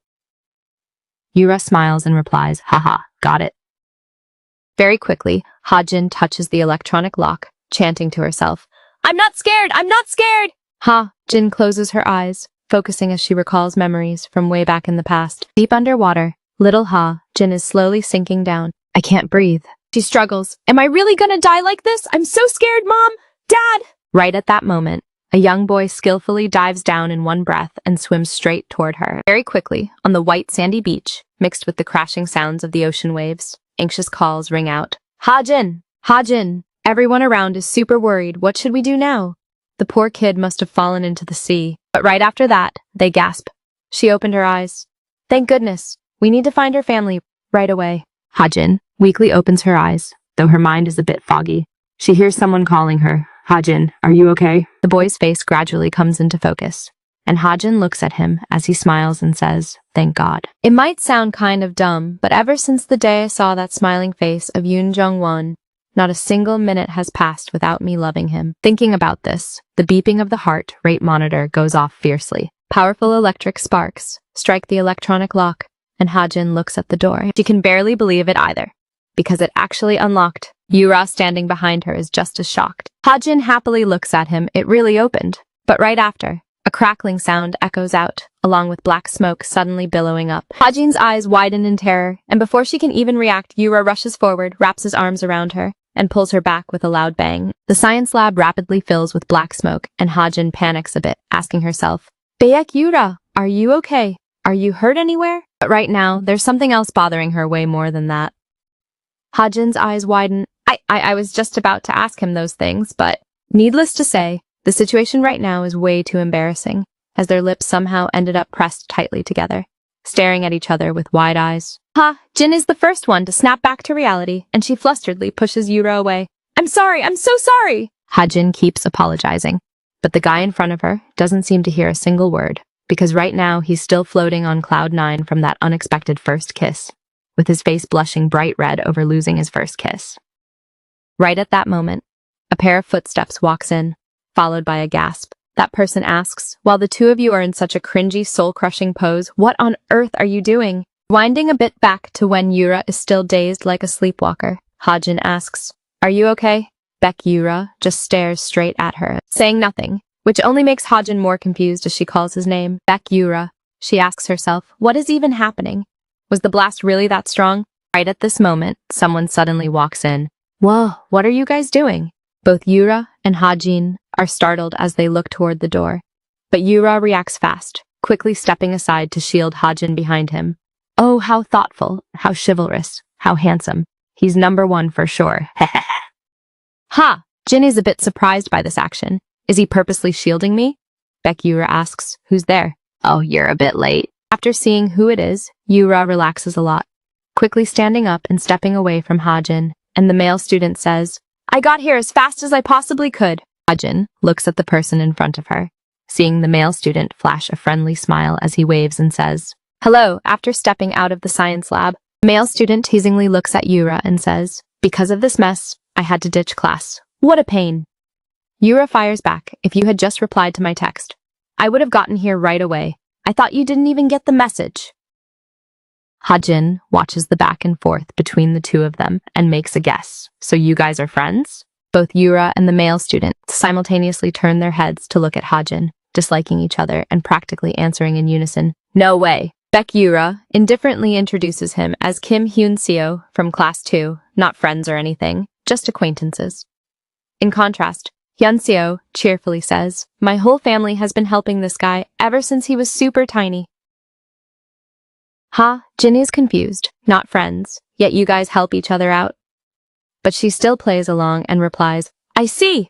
At that moment, the guy suddenly points toward Ha-jin and asks a shocking question. And are you Yura's girlfriend? Ha-jin is startled and hastily denies it. Heck no. Hyun-seo innocently asks, Then why were you two wrestling each other in the middle of nowhere, huh? Ha! Jin panics and explains, You've got it all wrong, it's just that. Yura, standing to the side, suddenly gets furiously mad and aggressively says, Mind your own business. And now that you're done, get lost. Hyun-seo isn't happy about that at all, snapping back, Geez, why so grumpy? Suddenly, he remembers something. Oh, and one more thing. The principal asked whether you're really not gonna fill out the permission slip. Ha-jin looks at Yura with a bit of curiosity. What's that about? It's just one of the school's minor extracurricular activities. Are you seriously gonna flake again? Hyun-seo continues. Yura angrily replies. How many times do I gotta remind you that you don't need to worry about? Ha-jin's eyes suddenly sparkle. What? Extracurricular activity? The school has an extracurricular activity next week? Jin happily and excitedly sends a sparkling gaze and flushed cheeks, smiling as she says, I'm going! I am definitely going! Yura sighs, finding it totally lame, but Ha-jin disagrees. What? I am going. Yura tries to convince her. Seriously, it's so boring. Hyun-seo, standing on the side watching the two of them bicker, chuckles. This couple is really something else, huh? After quite a long while, the two of them finally reach the teacher's office. The teacher hands over some piece of paper and starts talking. I called you here to discuss this. This is the camping permission slip. Hearing that, Jin is beyond thrilled inside. Camping? Something I've only ever seen in movies. But just as Ha-jin happily accepts it, the teacher says, Oh, but Ha-jin, you once mentioned that it's hard for you to participate in sports activities due to your heart condition, right? Hearing this, Ha-jin freezes, and only then does she remember her heart condition. The teacher continues, just to be safe. I've written down the details of the extracurricular activities, so take this home to inform your family and let me know tomorrow if you can make it, all right? Jin lowers her head, looking a bit down. Yes, sir. But inside, she's extremely depressed, an extracurricular activity. But without Yura, I wouldn't even be able to properly say hi to Yoon Jung-won. Suddenly remembering something, Hajin snaps her head up and asks, "Teacher, I have a question." The teacher asks back, "What is it?" Hajin's tune turns serious. "Is it possible to report school violence cases to the school?" Right at that moment, someone walks past outside who happens to be Jongwon and Jongmin. Two of them look like they're talking about something super fun. Ha ha ha. Was that really that funny? Bro, I saw it with my own eyes. Top 1 funniest things this year. Hajin glances over and happens to catch this scene, while the teacher keeps asking, "What's wrong, Hajin? Did you just see some student getting bullied?" Hajin stutters, fumbling her words. I was just a little curious about the stuff I just saw in movies, that's all." She makes up a random excuse and the teacher laughs. "You like watching movies too?" "I love watching movies as well." After stepping out of the office, Hajin still doesn't say anything, wondering to herself, could I be mistaken? But Senior Jongmin definitely has some kind of issue with Yoon Jongwon, recalling Jong Changmin's earlier conversation. That damn freshman keeps delusionally thinking he owns the place, acting like he's totally different from the rest of us. The teacher must really adore him. Hey, seriously, his ears must be ringing from tasting the right-hand rule punishment, right? Yet he keeps bitching all day about getting sidelined. Haha, yeah, like he could actually do anything useful, right, Hajin? Thinking to herself, which normal friend would joke about ostracizing someone else? She forces a smile and says, "You'll understand once you know what having friends is really like." Hajin's gaze falls onto the registration form. She lets out a long sigh. The camping trip is probably going to be too tough for me, huh? Right as she steps out of the room, Yura follows right behind her. There's probably a bunch of activities there that a heart patient like me can't handle. Forget it. I'm already grown up anyway. Who throws a toddler tantrum just because they can't go? Even though she thinks like that, Hajin is still super sad. Right at that moment, Yura suddenly walks up, grabs the registration form from Hajin's hand and says, "Let me take a look." Hajin gets a little startled. Yura acts all casual as he holds the paper and skims through it. Rock climbing, cycling, recreational activities. Looks pretty fun, actually, but Hajin gets annoyed by his meddling. She rushes forward, wanting to grab it back. "What are you even looking at this for? You're not even going anyway. Hand it back." Who would have thought Yura would say, "I'm going." After a bit of a struggle, Hajin finally manages to snatch her form back, asking in surprise, "Didn't you just say you weren't going?" Yura dryly replies, "I was at first, but because some things happened." He looks at Hajin and continues, "You want to go on the field trip, don't you? Isn't that right?" Without waiting for her reply, Yura decisively walks away. Right at that moment, his arm is grabbed. Yura turns his head and hears Hajin shyly say, Thank you. "Thank you so much, Yura." Jin tilts her head and breaks into a radiant smile. Seeing her smile at him like that, Yura freezes for a split second. Hajin adds, "This feels like a dream to me, you know? I couldn't even participate in stuff like this after enrolling. Thank you so much." Right at that moment, the bell for class rings. And Yura ignores Hajin and walks straight to class. Hajin startled. "Hey, wait for me!" Cherry blossom petals falling in the wind gently drift into the warmest place inside Yura's heart. And from this exact moment on, he can no longer control it. The outdoor field trip arrives right on schedule. The school courtyard is bustling, and the teacher stands at the front, shouting out loud, "All right, is class 3 fully present? There are 24 people in the class, excluding those excused for competition prep. Whoever is here, grab your stuff and get on the bus. If you dawdle, the bus is leaving without you." Hajin stands in row 5, unable to hold back the corners of her mouth. Finally, this day has come. Hajin quickly carries her suitcase to the undercarriage of the bus, and Yura tags along behind her like a lost puppy, while the homeroom teacher keeps barking orders, "Toss your suitcases into the luggage compartment and find your seats." Yura reaches out and grabs Hajin's suitcase, then naturally helps her load it inside, and Hajin is a bit startled. "Oh, I can do it myself!" Yura finishes up and turns around, and in a split second, the distance between them closes right up. Haha. That sudden kiss totally scrambled his brain. Now he's probably glued to her like tape, face blushing red and all. Look at him, haha. Jin hesitates, but she steps back a bit. Thank you, Baekyu. Before she can even finish her sentence, Yura has already vanished into thin air, leaving Hajin bewildered. What the heck? A moment later, Hajin boards the bus and sees Yura already sitting in a seat, so without hesitation, she sits right down next to him. Hajin ponders to herself, is Baek Yura mad? Feels like he hates me even more than before, she mutters out loud. Her mouth says, stay away. But she always loves sticking close to her anyway. Besides, this girl accidentally kissed his lips, and it was his first kiss too. Does she even care, or what? So she's not flustered or embarrassed at all. Poor Yura, haha. This girl is crushing on that guy, while that guy starts crushing on this girl. And she has no idea that he's been sneaking side glances at her when she's not looking. Very quickly, the bus starts up, and the homeroom teacher reminds everyone, we're heading out now. Buckle up your seatbelts, kids. It drives out toward the suburbs, far away from the city. The road gets a bit bumpy, and the students in class are either sleeping, chatting, or laughing away. At this moment, a female student is struggling to pop open a can of soda, but unluckily the bus suddenly hits a bump, so she accidentally slips and drops the can onto the floor. The can rattles and rolls, then all the way to the back. My soda. Then a hand picks it up. Yura stands up and hands it to the female student in the front row. Here you go. And she takes it. Oh, thank you. When Yura goes back to his seat, that female girl still can't help stealing glances at him from the back seat, thinking to herself, is he always this nice? I thought he was pretty scary, but at the same time, the person sitting next to Yura has dozed off, swaying back and forth until she bumps right into his shoulder, frowning uncomfortably and sleep muttering, "Ugh, so bright."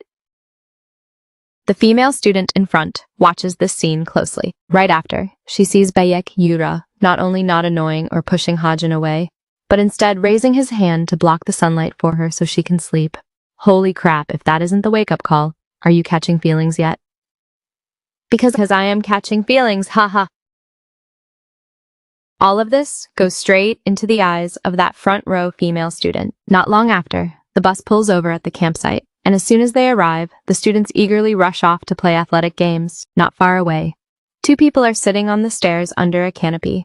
One has a heart condition, and the other is excused from activities because of his hand, sitting a full meter apart from each other, while Hajin occasionally glances at the other person and thinks, why is Baek Yura acting so mad? He keeps icing me out whenever I try to strike up a conversation. Right at that moment, someone suddenly calls out to Hajin, and she turns her head. She sees two female students walking over, and one of them says, we're rooming together. Do you want to join our group? Ha! Jin gets a bit flustered. I'm not very good at running. The female student smiles and asks, then what are you gonna do now? You're gonna be so bored, and Hajin can only force a laugh. Ah ha ha! Right at that moment, someone suddenly gets up and walks away, sending a sudden wave of panic through Hajin's heart. Did I do something wrong? I thought I was already pretty close with Baek Yura. Is it really just me who's bad at making friends? Filled with inner turmoil, she opens her mouth to answer the two girls. Thanks for inviting me, though. And just as she's about to say more, someone calls out, Yura's girlfriend! Kim Hyun-seo walks over with a smile to greet Hajin, and the moment she sees him, she speaks up too. Oh, Kim Hyun-seo, and Hyun-seo is super outgoing. Hey, where's your boyfriend? Why are you sitting all by yourself, huh? Ha, Jin is pretty annoyed. I told you already we're not. But before she even finishes her sentence, her whole body jerks.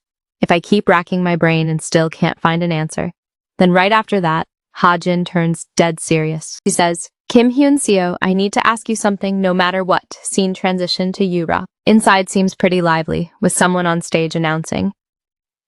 Whichever class screams the loudest gets points. Because of that, the crowd underneath is yelling like they just hit a 70 billion won lottery jackpot.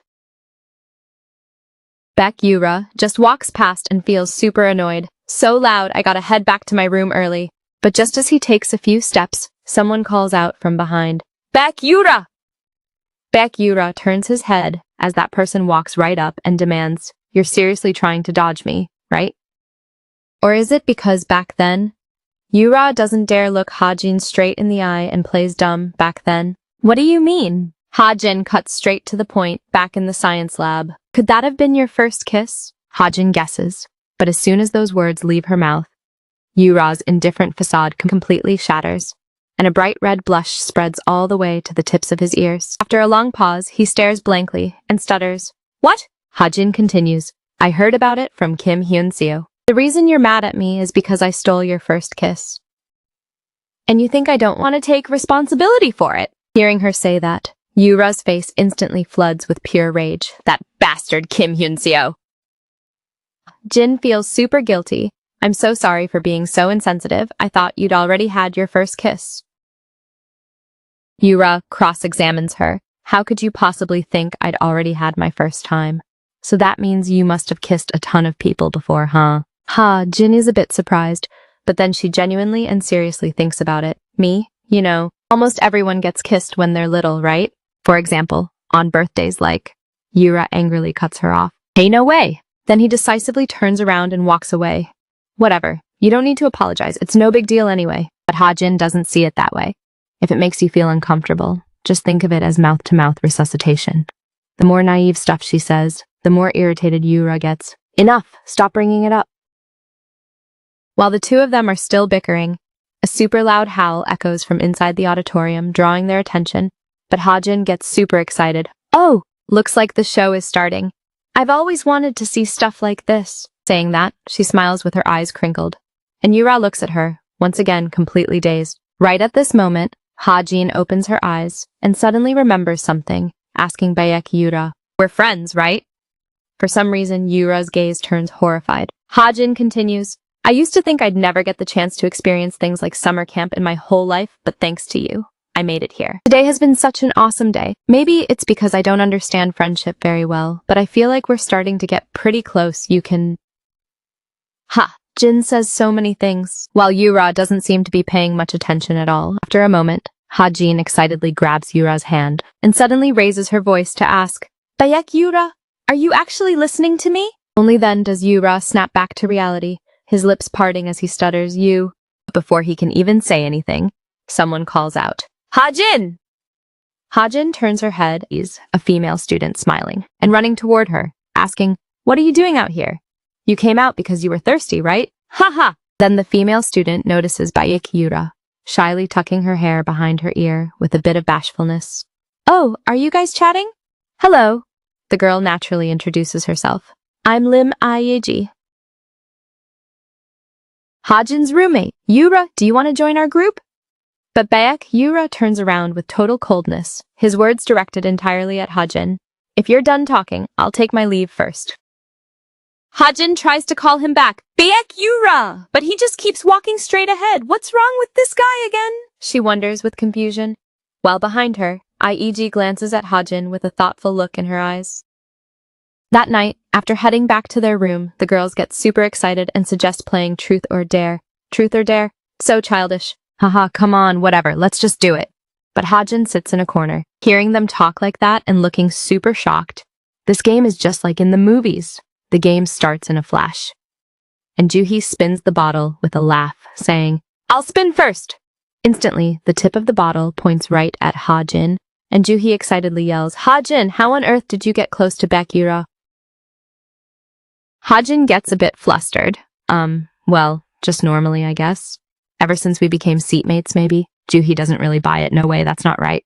I was his seatmate way before you, and the two of us didn't even exchange a single word, let alone look at each other. Hearing that, Jin is pretty surprised. Youngwon asks again, "Did you know Baek Yura from before? Kind of like with Yoon Jungwon?" Jin hesitates. Not really. She thinks to herself, how am I supposed to explain this without bringing up the curse? So, Jin ends up rambling incoherently. Well, ever since I transferred, there were a lot of things I didn't know about the curse. Censored. And Baek Yura helped me out a lot, helping me deal with it. Censored. Juhi hears this and looks pretty suspicious. For real? Is it really true? I used to think he was super scary. Turns out he has a good side too, so I guess the rumor about the old music room was just fake news after all, right? Jin catches the keyword. The old music room? Juhi asks, "You seriously didn't know, Jin?" Our school has a music room near the corner of the stairs, leading to the first floor. Up until last year, it was used by students to play the piano, but right before the school year started, that room caught fire, so it can't be used anymore, and there's a rumor going around that Baek Yura was the one who burned down the music room. Jin finds it hard to believe. Baek Yura? Why? Juhi adds, "He's also a piano prodigy. I heard he participated in tons of music competitions ever since he was little. Yet nowadays it seems like he doesn't play the piano anymore, maybe because of a hand injury or something. Hajin hears something mind-blowing. Baek Yura is a piano prodigy. I can't even picture it. So funny. She's imagining the guy with his goofy smirk furiously mashing piano keys to play trap music. Haha. Juhi continues, people say his hand injury was caused by that arson incident. Hajin nods. Oh, so that's why. She also figures something out, so that's why everyone acts so distant and avoids Baek Yura because of that rumor. Hajin shrinks into herself, sitting there completely dazed, letting the other girls keep asking away. Do you really think Baek Yura burned down the music room, Hajin? Did you know about this? Hajin vaguely recalls the lighter that fell out on the day Yura helped her carry her stuff, but she still can't bring herself to believe it. No way. The guy who always promises not to let anyone else get hurt could definitely never do something like that. Therefore, Hajin just smiles and says, I haven't asked him about it, but I don't think he'd ever hurt anyone over stuff like this. Then Juhi lets it go with a smile, asking, seriously though, let me ask you one more thing, Hajin. Answer me honestly, okay? Are you dating Baek Yura? The moment she hears this question, Hajin flusters and stumbles over her words. What? No, definitely not!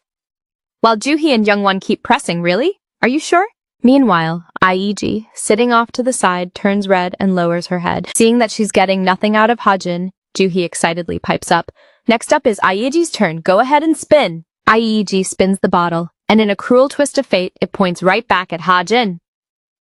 Hajin is a bit helpless. Oh, it's me again. IEG turns to look at Hajin. Hajin goes, yeah? Suddenly, IEG reaches out and grabs both of Hajin's hands, hesitating before saying, can you help me get closer to Baek Yura? Hearing such a blunt and straightforward request, Hajin is completely stunned. But then she pulls her hands out of her friend's grasp. I feel like that's probably not gonna happen. The moment those words leave her mouth, the atmosphere in the room suddenly falls into an eerie silence. Juhi doesn't understand why not. You said you guys aren't dating. Or is it because Hajin has feelings for him too? Hajin hastily denies it. No, that's not it. Then she adds, it wouldn't be very nice if I just did that without asking how Baek Yura feels. Plus, above all else, more than any other way when you like someone, first thing you have to do is let that person know who you are with all your heart. Hajin looks at IEG and speaks sincerely. And hearing that, IEG looks a bit flustered. Oh, right, haha. Just as the atmosphere is getting awkward, Youngwon pipes up. My face mask is completely dry. Let's go to sleep, shall we? I'm getting tired. The other girls all agree, and the lights in the room are quickly switched off. The room goes dark, and after lying down in bed, Hajin's eyes are still wide open, feeling like something is off. I wonder if my instincts are right. Everything's gonna be fine, right? The next morning, the three girls quickly rush out of the room, cheerfully chatting about today's lunch menu. Meanwhile, Haejin behind them is frantically putting on her shoes. Hey, wait up for a second, guys. Hold on. But the three of them act like they didn't hear a thing, just completely absorbed in talking amongst themselves. Hajin looks at them and bites her lip, realizing the vibe today feels totally different from yesterday. Did I do something wrong? A little while later, outside in the courtyard, Hajin finds a spot to sit down, still pondering, but I can't just blindly claim that I can help him either. And not long after, Baek Yura walks past, and the moment he spots Hajin, he speaks up. What are you doing out here? He walks over and familiarly takes her hand to check her pulse, thinking to himself, looks like her heart rate is pretty stable today, while Hajin immediately scolds him the second she sees him. This is all your fault! Yura looks confused. What did I do wrong? Right at that moment, the ultimate buzzkill shows up with a smile. What are you two up to? Looks like a lover's quarrel, huh? Hajin gets super indignant. Stop saying weird stuff like that, Kim Hyunseo. I feel like something bad is gonna happen. Can't you just act normal for once? Hyunseo laughs teasingly. You two match so well. Not far away, the three female roommates also catch the scene. Especially IEG, whose expression looks a bit dazed. A little later, inside the restroom, mixed with the sound of rushing water, is the sound of the girls gossiping. And right now, Hajin, who happens to be sitting inside a stall, overhears the entire conversation. If you like him, just confess directly. You mean a public confession? I heard she's from the States. Americans really have such open mindsets. No wonder she manages to reel in so many guys. Haha. Before transferring here. I wonder how many boyfriends she's walked hand in hand with. Hearing this, Hajin freezes for a second. Are they talking about me? Then she keeps listening as they continue. And besides, I've been thinking about it. Don't you guys think Yoon Jung-won is acting a bit weird? Even if they are childhood friends, how can a guy who already has a girlfriend be way too overly touchy with another girl like that? If he were my boyfriend, I'd grab that green tea bitch by the hair and teach her a lesson. Haha. Exactly. Totally ridiculous. I've suspected her since day one. Hearing the two besties egging each other on to badmouth someone, Ayeji on the side tries to warn them, you guys shouldn't be like that. But the two girls are a bit displeased. What did you say, Lim Yeji? Do you even have time to worry about others right now? At this rate, you're gonna lose the guy you like in the blink of an eye. Yeah, exactly. Could Yoon Jung-won be getting played by her too? Should I warn Sona about this as well? Hey, seriously, why are people like this? I always see girls like these in real life gossiping exactly like this. I've even had them talk behind my back before, too. Inside the restroom, the atmosphere around Ha-jin plummets as she clenches her fists. I can't let Yoon Jung-won get misunderstood because of me. Just at that moment, someone knocks on the restroom door, then calls out, Ha-jin, are you in here? The three gossiping girls turn their heads in shock. Very quickly, see Ha-jin walking out from behind the door.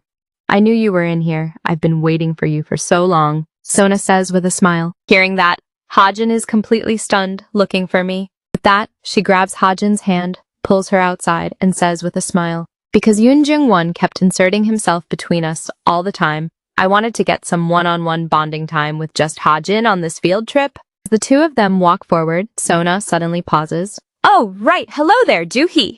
Juhi avoids eye contact. Hi. Sona continues. Anyway, our Ha-jin is just way too nice for her own good. She always gets the short end of the stick. I've told you so many times to just ignore those stupid rumors things, like you driving a wedge between me and Jung-won.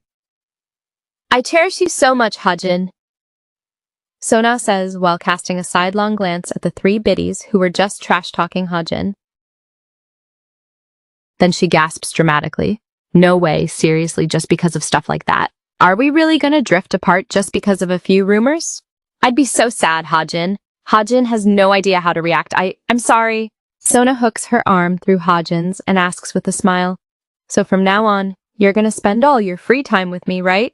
Ha-jin nods. Yeah. The two of them walk out of the restroom, and the moment the door slams shut, the faces of the three girls turn completely pale. Oh crap, what do we do now? Sona is super mad, right? Once outside, Sona hands Ha-jin a can of soda and says sincerely, I'm sorry for crashing in like that, truly. Ha-jin takes it. You must have been super surprised, right? Sona adds, and Ha-jin replies, no, actually. Thanks for the drink, too. Sona wonders, but are you actually that close with them? Since you said this is pretty much your first time experiencing school life, you're probably going through all this for the very first time, huh? Yeah. Ha-jin answers, yeah. This is also the first time I've ever actually seen and heard things like that. It honestly feels like I'm inside a TV drama. Saying this, Ha-jin's eyes suddenly sparkle brightly, totally shocking Sona. Who would have thought she'd bounce back looking cheerful instead of sad? Then she bursts out laughing. A TV drama? From the first time I met you, I already felt that way, Ha-jin. You're pretty special.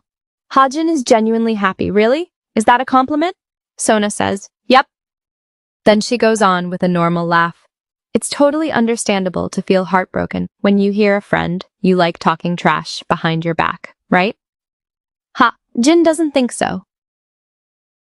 But they don't really understand me anyway, so it's no big deal. I'm not the type to change just because of things they say, and if there's any misunderstanding, I'll go clear it up. Plus, I'm clumsy and make mistakes all the time. Sona, are you okay? I'm sorry for making you hear such unpleasant things about me. I'll definitely clear everything up so it doesn't cause any trouble for you or Jung-won. Sona smiles and says, don't worry about me, I'm fine, and this isn't the first time I've heard stuff like that anyway. Besides, I wasn't lying. When I said I wanted to spend all my remaining free time hanging out with you, wanna hang out with me, Ha-jin? Ha-jin looks at her with completely moved eyes and quickly breaks into a smile. Yes, of course. Come to think of it, Sona is so laid back, cheerful, and doesn't get rattled by surrounding gossip. And she doesn't insanely get jealous just because Jung-won has a close friend of the opposite sex, huh? That evening, the teacher speaks up. All right, is class 3 fully present? The final event for today's field trip is the Courage Challenge. The teacher adjusts his glasses with a slightly dangerous vibe. Go in pairs with your previously assigned partner. Head into the forest over there. Grab a stamp and come back to complete the mission. The students hear this and answer in unison. Yes, sir. The teacher holds up a map and continues. Everyone has your activity slips, right? There's a map on them. Just follow the map, okay? Just follow this path. Don't go wandering off randomly. In the crowd, Hajin isn't paying much attention as she looks at her phone, and she gasps in shock. Woah, Sona. She has so many followers. On the phone screen is an Instagram new feed showing a photo of Sona and Hajin together. Not long after, Hajin wanders around looking left and right. And more importantly, where is Baek Yura? Is he in the same courage challenge group as me? While she's busy searching, IAG nearby calls out to her hesitantly. Hajin. IAG doesn't dare look Hajin in the eye, blurting out panikedly. I want to apologize for earlier. Sorry for running my mouth and talking about you without thinking. Yuhi and Jungwon took my side because I was really upset back then, so we said some harsh things. But honestly, we don't think badly of you at all. I'm truly sorry. The other two girls also look super guilty. I'm really sorry. I'm so sorry. Hajin. Hearing that, Hajin lets out a breath. So the misunderstanding is cleared up. What a huge relief. But suddenly, Hajin's eyes light up. Wait a minute, I found him! Baek Yura, can you come over here for a second? Saying that, she turns and whispers to Ieji. Ieji, go do the courage challenge with Baek Yura, okay?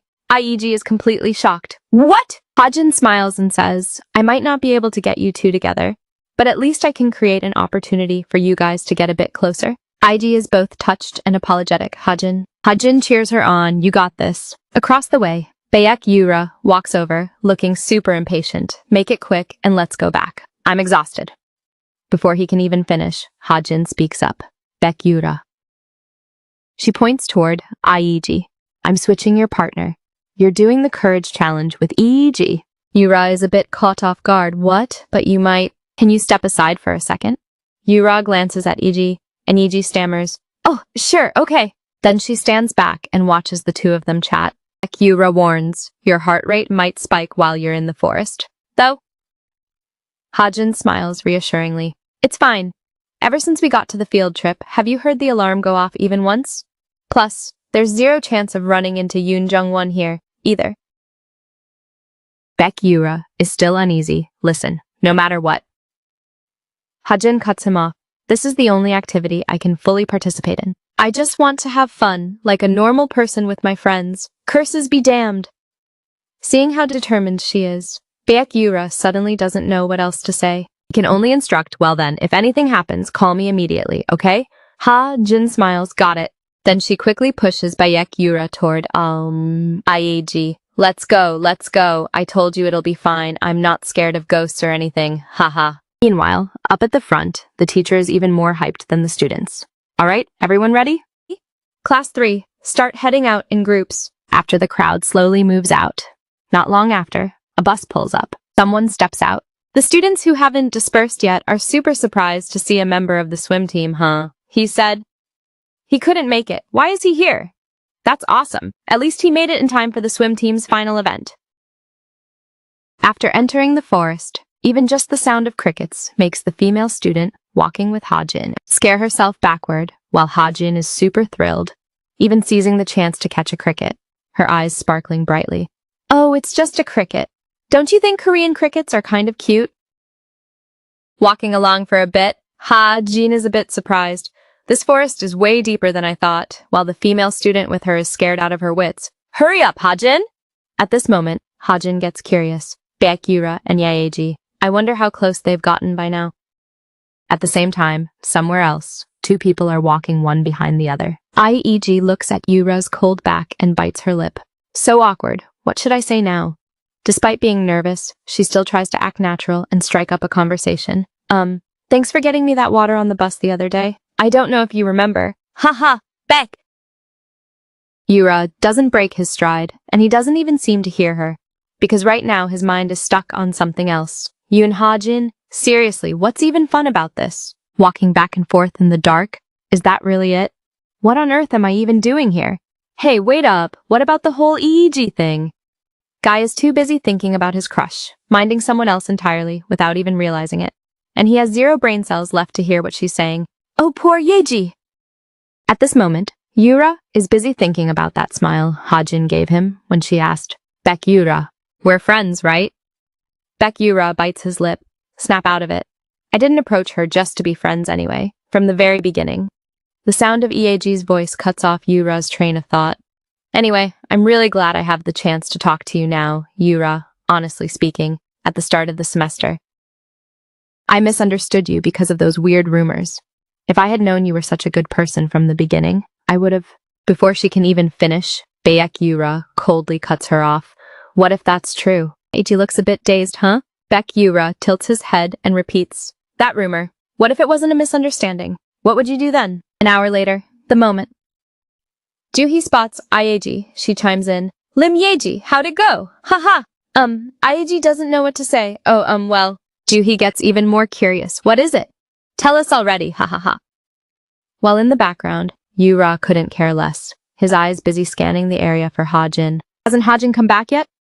At the same time, a group of male students chatter excitedly. What do you mean? Didn't they say the swim team couldn't make it? No, what are you talking about? They said they'd arrive after the match finished. The coach was super happy after Yoon Jung-won won another medal, so he let them come back early. Haha, awesome, haha, but wait, where's Yoon Jung-won?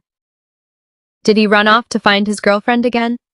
Hearing Yoon Jung-won's name mentioned, Baek Yura panics slightly and turns his head to look toward the forest. Meanwhile, deep in the woods, right after stamping her card, Hajin is super excited I found it, while the female student tagging along is spooked by shadows and asks, Did you take all the pictures yet? Let's hurry up and get out of here. Hajin looks around and casually replies, Almost done, wait a second. Suddenly, she hears some movement behind her. Right after that, Yoon Jung-won's voice rings out. And by sheer instinct, Hajin quickly hides behind a nearby tree. While behind her, Sona smiles and asks, How did the match go? Jung-won answers, pretty okay. The female student with Hajin complains, Why'd we even come out here? It's so exhausting. I have no idea where she went. I told her we should just go back. Sona laughs. Haha, what's this? So as soon as you got here, the first thing you did was come look for me? Is this really Yoon Jung-won? Why is he even here right now? She calms herself down. Stay calm. I can't let my heart rate spike out here. I'll get out of here first, then go find Baek Yura. Suddenly, Sona asks, Why have you suddenly been acting so actively like a boyfriend lately? Is it because of Hajin? Hearing this question, Hajin's eyes fill with shock and a million questions race through her mind right now. Acting like a boyfriend? What does that mean, and why does it involve me? Jung-won looks over at Sona and asks, What nonsense are you talking about? Sona continues, Ever since Hajin transferred, you've started acting way closer to me than before. Aren't you the one who always complained about how annoying it was to fake being a couple? Jung-won sighs. Stop dragging her into this so unreasonably. This has nothing to do with Hajin at all.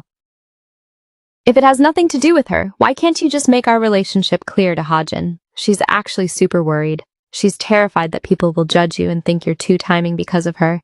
I think that's probably why she's been intentionally avoiding you lately. If you two are that close, why don't you just tell Hajin the truth? That you and I are only pretending to date? Wow, what a bombshell. Sona just spilled everything, and Hajin accidentally overheard it all. Jung-won says, No. Sona demands, Why not? You said you guys were just friends. The more Hajin listens, the more she loses her composure, gripping her hands tightly in hopes that her watch won't start blaring right now. Instead, she hears Jung-won flatly say, Because Hajin likes me. Not as a friend, but in a different way. Finally, Hajin fails to stop her heart rate from skyrocketing and her watch starts blaring loudly. Not far away, her companion panics. Where on earth did she go?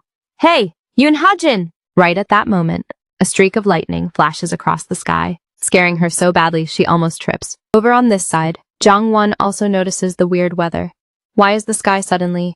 Right at that moment, Hajin is still struggling with her watch, telling herself, No way, I can't get caught out here. Suddenly, a lightning bolt strikes the loudspeaker pole, and in a split second, Jung-won panics so badly he pulls his girlfriend into a tight embrace, asking, Are you okay?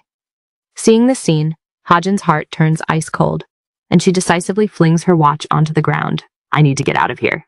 Shortly after, Jungwon hears some noise and glances over in this direction, quickly walking over to find the watch lying on the dirt.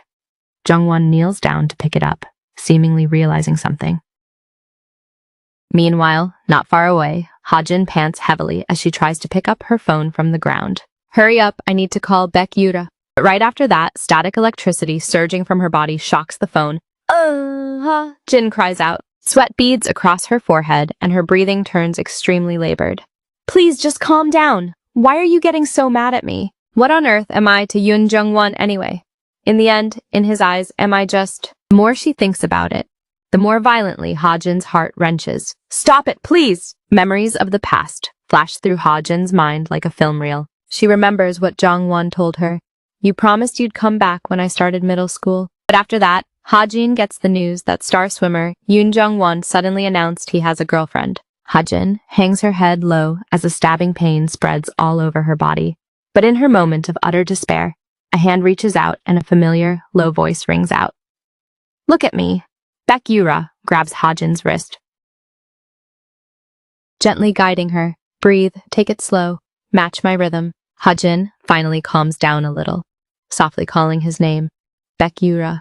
Yura lowers his head, resting his forehead against Hajin's to reassure her. Breathe, you're okay. After a moment, he asks, do you feel calmer now? Jin is still sitting there with her head bowed down into her hands, asking, Yura, how did you find this place? The guy has a scratch on his face as he answers. I followed the direction of the lightning. I couldn't hear your watch alarm going off, so I got here a little late. Hajin looks up at him. You're hurt! Yura sighs, brushing it off. Does that even matter right now? Where are we supposed to go? Hajin says, you know what?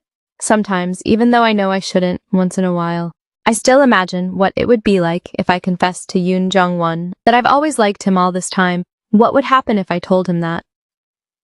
He'd probably be super shocked, right? Hajin curls up, but he'd definitely say thank you because Yoon Jung-won is such a kind person, and then Hajin remembers what Jung-won said. Hajin might feel sad because she likes him. She smiles, but her heart feels bitter. It would be so awkward. Totally pathetic, right?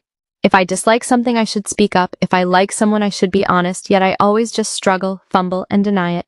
Yura looks over at Hajin, and she looks back at him and says, I am so sick of it all. I'm so sick of myself that I just want to disappear. Yura stands in silence, listening to Hajin talk. Then he starts sitting down. You used to ask me why I knew about this curse, right? The person I used to like was just like you. After entering this school, I had a strange dream. That person kept crying and talking about terrible things continuously happening to them. So I helped them break free from the curse. The person I liked since childhood, even though the memories of that time faded until they weren't clear anymore, ended up liking someone else, didn't they? And ultimately got trapped in that curse. Forget about feeling pathetic or anything else. Just complain until you feel better. I know exactly what that unbearable feeling of despair is like for you. Hajin falls silent, and she and Yura just sit there staring at the starry sky. And then suddenly the teacher arrives with tears streaming down his face, shouting out loud, Yoon Hajin, Baek Yura! The teacher sniffling looks absolutely miserable. Where have you guys been? Do you know you made my heart nearly jump right out of my chest? Baek Yura, why did you charge into the forest during a blackout instead of staying put like I told you to? Jin raises her hand with an awkward smile. Sorry, we're so sorry, teacher.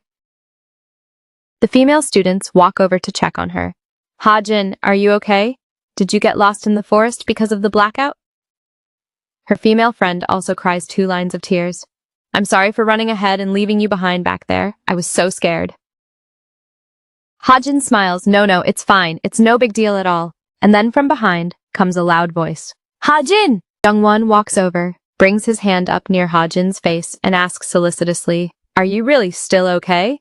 Why didn't you pick up your phone? You're not hurt anywhere else, are you? Hajin looks at Jungwon, and she remembers what she was talking about with Yura just moments ago. What happened to the curse of the person you liked? Yura answered. It disappeared. Now they're living abroad with the person they like. Yura stood up. The curse ended the way they wanted. Their story got the happy ending they hoped for. And Hajin curiously asked, What about you? What do you hope your ending will be? While asking, the lights suddenly flash on. Everything returns to normal. Yura grabs Hajin's hand and pulls her up. Looks like the power's back on. He holds her wrist and pulls her along while she thinks. Yura stayed silent until the very end. Their hands let go and then clasped together again. Hajin thinks, while letting the person he deeply loved walk away like that. What did Yura hope for? And then Hajin looks forward, sees Jungwon, and thinks, what about me? What do I hope for from Yoon Jungwon? Remembering what Sona told her this morning. Normally when a friend you like talks behind your back, feeling hurt is unavoidable, right? Ha, Jin thinks, so that's what this feeling is. She pauses and calls out, Yoon Jungwon, you and I are friends, right? No matter what, that friendship won't ever change. Jungwon looks at Hajin, seeing Hajin and Yura's hands intertwined. Jungwon smiles. Of course, we'll always be friends. Totally gonna regret this later, aren't they?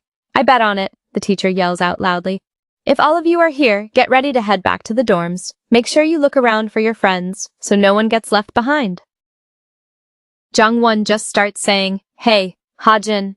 But Hajin cuts him off, turns her head away and says, sorry, I have to go now. And both of them leave Jungwon standing there all alone. She holds Yura's hand and thinks, right from the very beginning, what I wanted is to break this curse. She calls out to him, Yura, no matter what, I'm going to end this unrequited love. Yura looks at her, slightly surprised. Then he nods, yeah. Cut back to Jungwon, the sound of crickets chirping in the night. He looks at Hajin's watch that he picked up earlier, standing in silence with no telling what is going on in his head. At the orthopedic hospital, the doctor looks at Yura's x-ray and says, recovery progress is looking great, almost healed up now. The doctor smiles brightly. Just to be safe, take another week off to rest, then come back to get the cast off and you're good to go. Your mom's gonna be so happy when she hears this good news. Yura looks down at his hand. He stays silent and unamused. I bet he totally hurt his own hand on purpose. Scene cuts back to Hajin. She speaks up. Dad, what's with all the worrying? Come on. 3 stands nearby and scolds, seriously? You even managed to lose your watch, Hajin says. I already told you. While I was playing it just vanished out of nowhere. But it's no big deal. I made a whole bunch of new friends. Like I said, Hajin pauses as she remembers what Sona said. You and I are only pretending to date anyway. And then Jungwon's words. She doesn't actually see me as a friend. Then she says with a serious look. And I also learned a lot of things I didn't know before. Not wanting to make her dad worry. Ha. Jin quickly flashes a bright smile and gives a thumbs up. Sorry for losing the watch, but honestly, it's nothing to be scared of. The field trip was so fun. If I hadn't gone, I would have totally regretted it. Her dad droops his shoulders. Oh well then, I guess I can rest easy. The female employee smiles cheerfully and announces, I'm done installing all the medical features. Do you want to try it out? And then Hajin's dad rambles endlessly about the new watch's functions. Will it warn if her heart rate acts up? Is there any strap that can tie it tighter to her wrist? Or is there a GPS tracker just in case she wanders off? Hajin and the employee both look super confused. For a split second, she glances back at the display shelf featuring various headphones, and her eyes land on a box of wireless earbuds. The next day at school, Hajin urges, hurry up, move it! Yura drags himself along, completely clueless about what's going on. He asks, wait, why did the two of us drag each other out to the courtyard during break? Hajin grins widely. So people stop thinking you're bothering me anymore. I hate that. She holds out the earbud box here. Yesterday, when I went to buy my new watch, I picked this up for you too. Yura takes it looking totally puzzled. Why are you suddenly giving me this? Is there a catch? Because I accidentally ruined your headphones and earphones, duh. Yura asks, you actually bought this? What about your allowance? Huh. Jin looks away with a gloomy face. It's fine, whatever, no big deal. Ha, Jin thinks to herself. I just blew through my entire allowance, and I'm gonna have to ask Dad to take me out on the weekends for a while. She thinks while crying waterfalls of tears. Hajin turns back and says, well, I noticed lately you always use wired earphones. I felt bad and just wanted to thank you. Don't feel pressured or overthink it, okay? Yura says bluntly, I was just too lazy to buy new ones. That's why I kept using the wired ones. Staring at the earbuds, Yura thinks, Yoon Hajin, this girl is brutally straightforward. He smiles with a slight blush. You can never guess what this girl is gonna do next, Hajin continues. Besides, aren't you a piano prodigy? You must be super frustrated that you can't play because of your hand injury, and I was worried you couldn't even listen to your favorite playlist anymore because of me. Recalling the doctor's words, smiling as he said, your mom's gonna be so happy when she hears this good news. Yura says, but more importantly, You said you're gonna end the curse, right? Ha, Jin replies. Yep, exactly. Yura tells her. Then you're staying after school today. Ha, Jin is shocked, huh? Why? That makes zero sense. Yura holds the earbuds and cracks a villainous smile. You said you were gonna end it properly, right? So now you're gonna get special training. Ha-jin looks worried and confused, asking again, special training. Upstairs, Jungwon glances down at Ha-jin and Yura laughing together. What kind of special training? Ha ha ha. Jungwon watches them and turns away. Sorry, I'm heading out first. This leaves Sona, wondering why, as she arrives at the swim club locker room. Jungwon crosses his arms in deep thought, recalling what Ha-jin had said. Jungwon, you and I are friends, right? No matter what happens, our relationship will never change. Jungwon thinks, ever since the camping trip, that feeling of distance has been so obvious. Just as he's deep in thought, a voice pipes up. Wow, our junior is really something else. Jung Dongmin sits right next to him and drapes an arm over Jungwon's shoulder, holding a gift in his hand. And right as he speaks with a mocking smirk, that gift box gets tossed to the floor. Here, your fan told me to give this to you. Haha, what's this? A rising idol or something? Must be nice, huh? Dating pretty girls and filming stuff too. Yesterday someone even left a sticky note congratulating you on your gold medal. Dongmin flashes a sarcastic smile. Managing your popularity must be exhausting, huh? Even though you already have a girlfriend, got high demands, so one girl isn't enough anymore. Is that it? Want us to give you some advice, kid? Jungwon recalls earlier when two friends told him, I heard you brought home another medal this time, huh? Oh, by the way, do you know what senior Jung Dongmin went and pulled this time? Right after the match, he set up a group chat and left you out of it, and then ordered the freshmen to clean the locker room and scrub the pool all week long. The other guy sitting there chiming in, right to his face or in front of the coach, he wouldn't dare say a word. And then behind our backs, he takes out all his frustration on us guys. That time, Jungwon just silently listened to his friends complain. Cutting back to the present, he smiles. So, would you mind helping me out for a second? With that, Jungwon punches Jung Dongmin right in the face. Jungmin looks back at Jungwon in total shock. Jungwon stands there with a smile, a senior in his final year, without a single medal or even a girlfriend to his name. He leans down and tells the senior, try thinking about whether you can actually handle this. Cutting back to Jungwon's memories from when he was still little and got called over to a corner at school. The guy across from him holds out a pack of cigarettes and says, I told you to try it. Come on, smoking one won't kill anybody. Haha. Look around, your seniors smoke too. He shoves a cigarette toward Jungwon. When your superiors above hand something down to you, you should be grateful and take it, or... The guy narrows his eyes and snaps. Since you became a young swimming prodigy, you think you're better than everyone else, huh? Back then, Jungwon was terrified and trembling as he took the cigarette without saying a word, his hands shaking uncontrollably with fear. Whether back then or right now, Jungwon takes the gift box and says, thanks for delivering this for me. He thinks to himself, those blockheads are seriously the loudest. Oh right, Jungwon smiles, lately, whenever I accept them. The coach just returns all of them, probably handed over through the seniors, huh? Since the senior has never seen stuff like this, you probably wouldn't know. Hearing that makes Dongmin even more pissed. He grabs Jungwon by the collar. Huh, you little bastard, what did you just say? Shorter than me and still acting all high and mighty, damn it. Jungwon says, I heard that your biggest dream is to be broadcast live on TV during a tournament at least once, so you can have fans like everyone else instead of wasting time. Delivering gifts for your juniors, you should probably focus on practicing a bit more instead, don't you think? Because honestly, I feel like you're gonna have a hard time making that dream come true before you graduate. Jungwon brushes Dongmin's hand away. Don't bother wasting your time on things like this next time. Dongmin still curses him out, you insolent little brat. Why aren't you getting back over here? Jungwon grabs the gift and walks outside where his two friends are sitting. Jungwon says, let's go. The physical training for the freshmen is over. The two friends pull weird faces. Wait, huh? You mean the physical training as in cleaning and tidying up? Jung Dongmin steps out and yells again. Get back here, you damn son of a bitch, the friend beside him says. Dude, knock it off. The teacher, inside, calls out loudly. What are you kids making so much noise about in there? Why aren't you getting ready and gathering around? Crap, the teacher heard us. The two friends behind Dongmin complain. Damn it, if he finds out we're all gonna get it. Because of you, we can't even use the locker room anymore. What is this even? Show some common sense. Why do you always have to start trouble? Seriously, what the hell, man? Jungmin gets even angrier the more he listens. He clenches his teeth. Damn it all. It's all because of that damn bastard Yoon Jung-won, cutting to LED lights glowing on decorative trees. Yura and Ha-jin stand together, and he says, just try imagining it. He steps closer to Ha-jin and asks with a sly grin, let's say Yoon Jung-won proactively steps forward first. Then what? Ha-jin answers nonchalantly, well, then at least we could exchange greetings without any awkward problems. And you call this special training? Hearing that, he walks around Ha-jin and says, out of nowhere, he asks you out to a movie. But just the two of you. If asking someone out like that isn't a date, what is it? She puts her hands on her hips and says, it's probably just rewatching some movie we used to watch together when we were kids. That's all. Yura narrows his eyes and replies, is that so?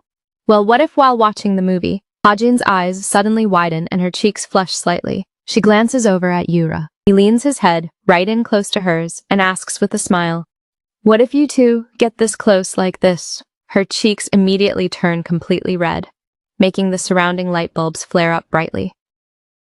Ha-jin quickly grabs Yura's hand to calm herself down, and as she holds it, she stammers, hey, what are you suddenly doing? Besides, Yoon Jung-won isn't that kind of person, Yura laughs. He. He laughs with his eyes scrunched up. So what?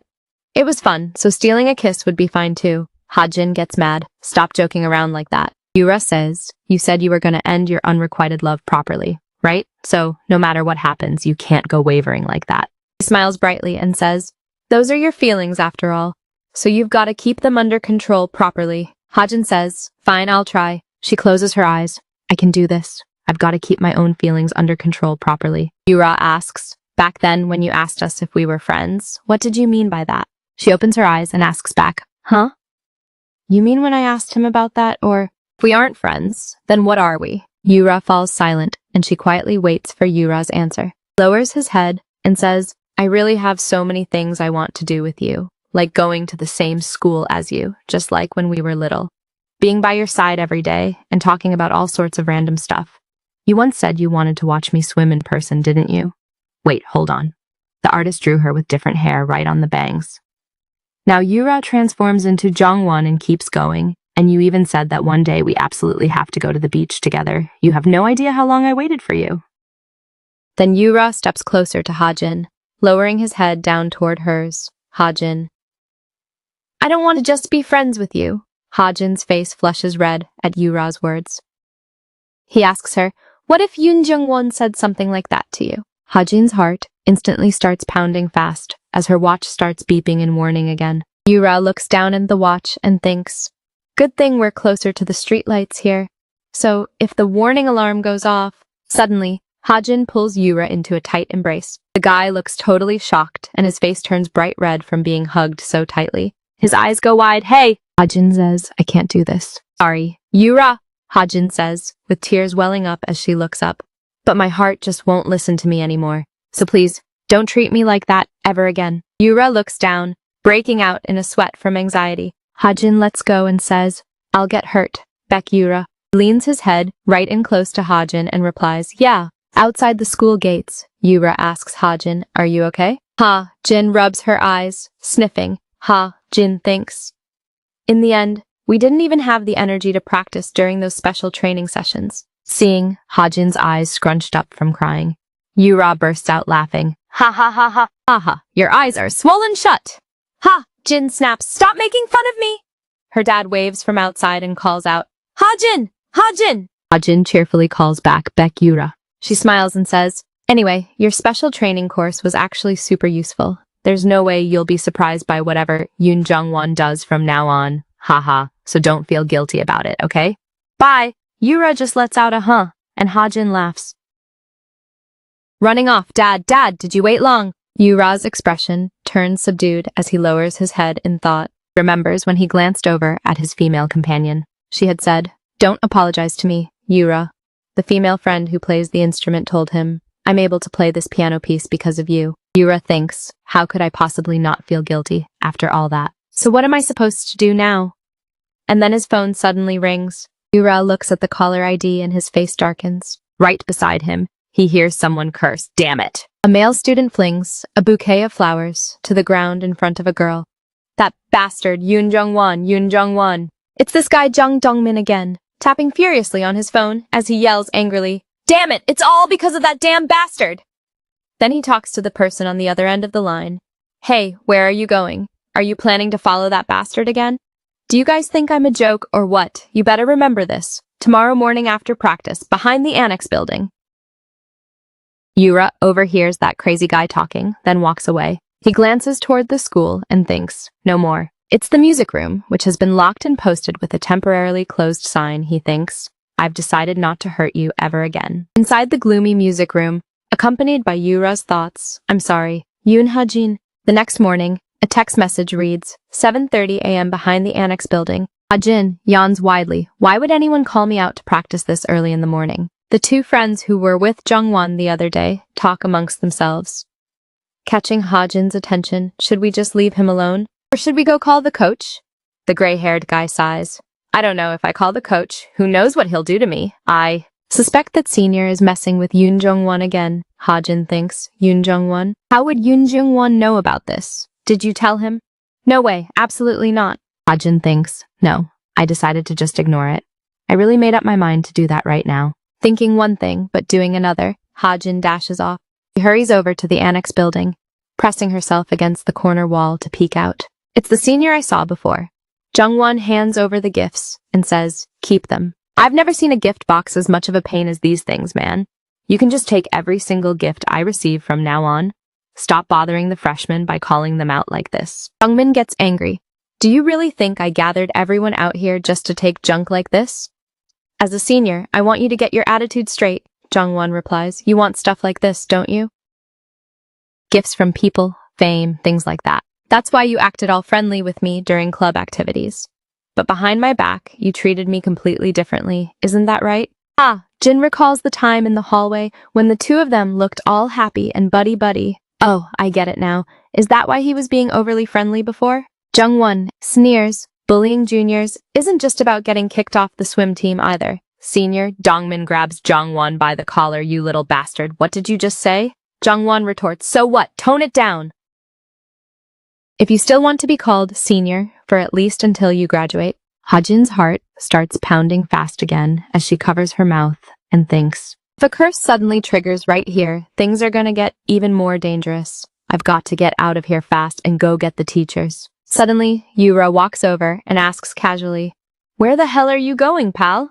You make people wait and now you finally show up, huh? Yura grabs Ha-jin by the wrist. I said I was gonna participate in the training. Ha-jin asks what? Both of them look up toward the CCTV right above their heads. Yura says, do you see that CCTV over there? If what's happening right here gets recorded on camera, Yoon Jung-won's gonna be in trouble too. We've gotta destroy it first. Ha-jin says, Beck Yura. What is wrong with you? What you're saying right now. Yura smiles. Bayek. Yura will always grab Yoon Ha-jin's hand and steady her heart rate, no matter the time or place, but on the condition that you use that ability. Whenever I want, he still holds Ha-jin's hand and asks, is that not allowed? Dongmin yells over here, what the hell makes a guy like you think you're so special, huh? What the hell do you have that's better than me, you asshole? Jungwon snaps, damn it, running your mouth right at a time like this. If you want attention that bad, put in the work and beat me. You never even drag yourself to practice yet. You're always jealous of your juniors. Don't you feel embarrassed at all? The senior snaps, losing his mind. Absolutely no way. Then he lays hands on Jungwon, you bastard. Seeing this, Ha-jin worries and thinks, no. Right at that moment, she peers out and thinks, I've got to stop this. Yura loosens his grip and lets go of Ha-jin's hand. Ha-jin looks over at Yura in shock, watching her friend calmly walk away. She gasps softly to herself. If I let go of his hand right now, the curse is gonna trigger. Yura walks over to where they are, and she thinks, Bayek Yura, why all of a sudden? Then she calls out, Bayek Yura, wait up. An electrical arc strikes the security camera. Both Jongwon and Dongmin look up at it, while Yura calmly walks away. And Ha-jin rushes after him, shouting, wait a second, Yura! Beep, beep, beep! The watch alarm blares along with her shouting as Ha-jin raises her hand high up. Back, Yura! Yura holds the earbud box in his hand, and then, bang! That bolt of electricity strikes, creating a massive explosion. You promised and said that no one would get hurt by your curse. I guarantee that no matter what happens, I won't let you get hurt, no matter where we are. Baek Yura will always be right by your side to help Yoon Ha-jin feel better. Ha-jin, someone calls out, pulling her away from those scenes of the past. Now she's lying in a hospital bed as she hears the voice. Ha-jin startles awake, hearing someone say, "Are you okay, sweetie?" I was so scared out of mind. Coach Yoon just came by and left. He reassured her. "It's nothing. Your heart rate just spiked suddenly. So you passed out for a bit. I already let your mom know, so..." Ha-jin asks, "What about Yoon Jung-won?" This person must be Jung-won's dad as he asks, "Yoon Jung-won? You're worried he'd panic, huh? When you passed out, Jung-won called the ambulance, and your dad too. Thank goodness the boy was right there," Ha-jin thinks. "I'm okay. And Yoon Jung-won is too."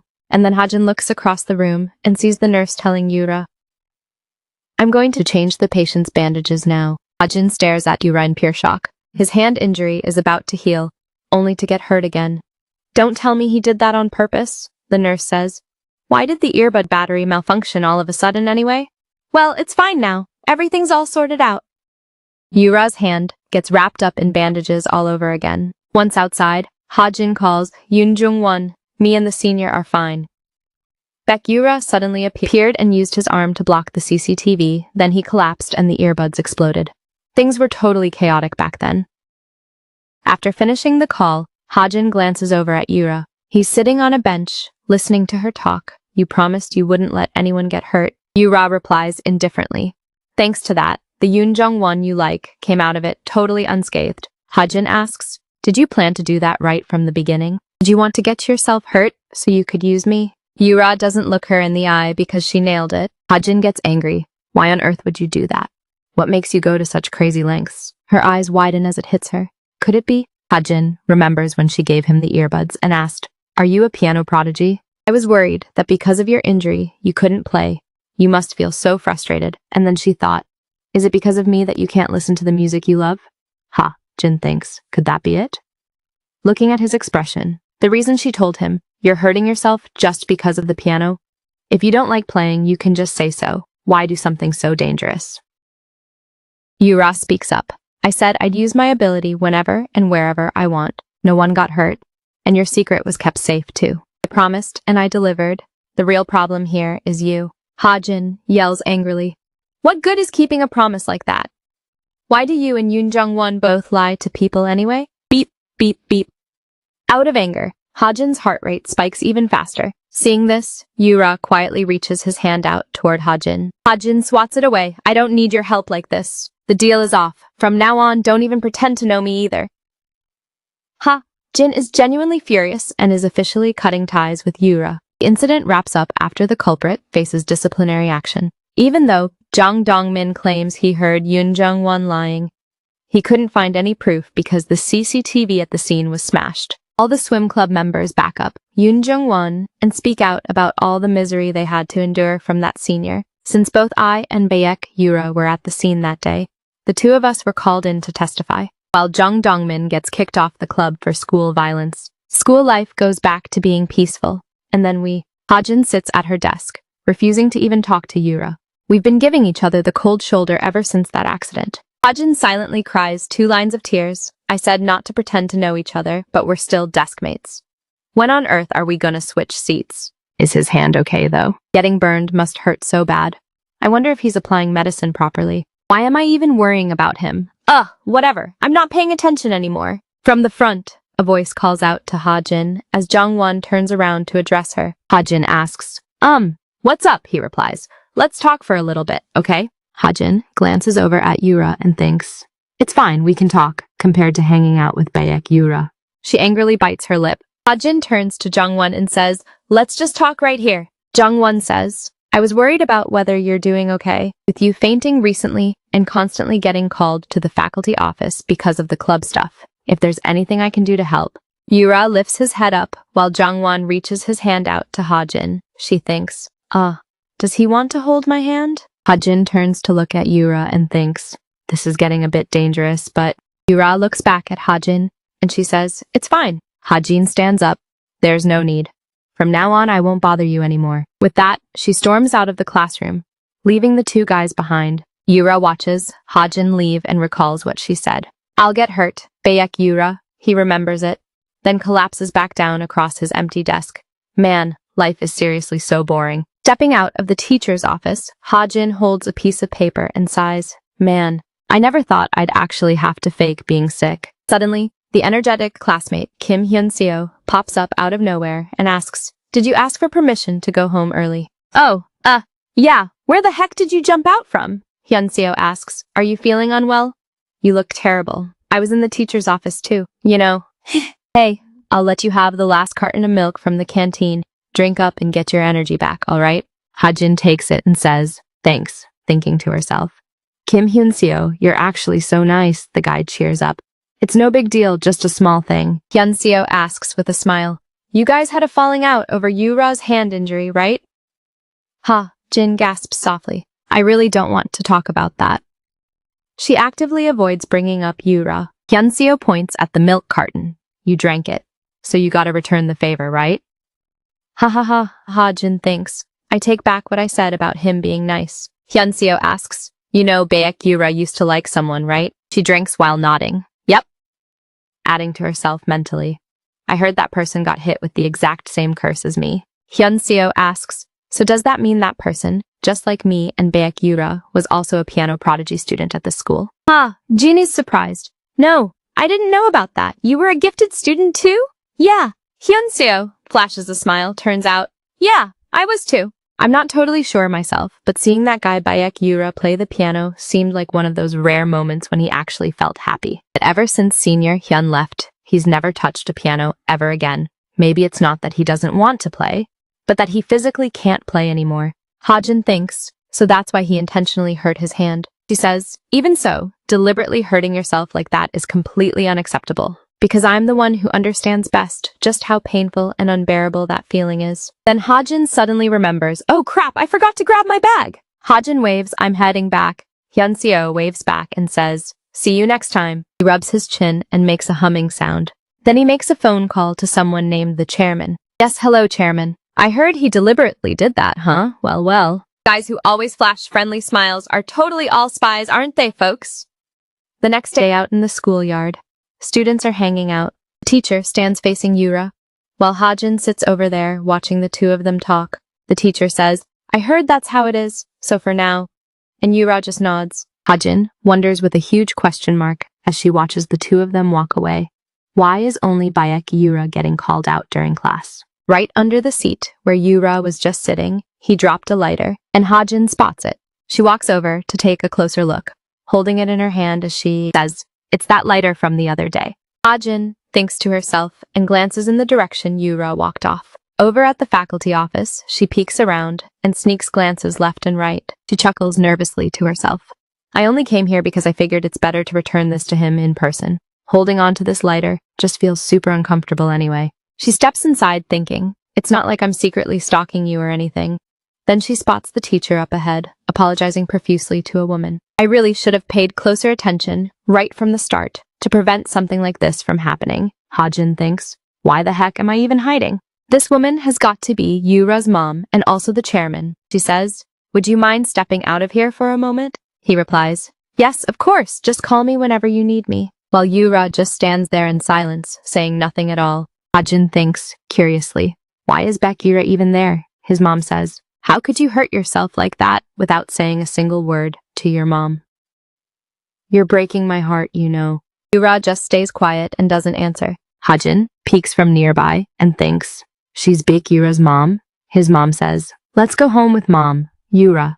Mom will help you heal your injuries, so you can play the piano again soon." Hearing that, Yura's expression turns gloomy. She keeps going, "Yura, Mom tried so hard to give you everything I never had when I was little, so how could you cause my heart so much pain like this? Just how far do you think Mom had to go for your sake? Hiring people like Hyun-seo, and even Hyun so you could become number one. Mom figured out ways to drag all those other talented kids down." The more he listens to these words, the more Yura bottles up his anger and self-blame inside. While his mom still only thinks of herself as she asks, "You haven't forgotten about that, have you?"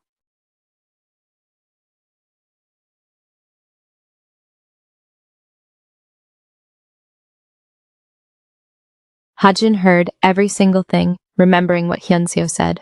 Yet ever since Senior Hyun left, he's never touched a piano ever again. Maybe it's not that he doesn't want to play, but that he physically can't.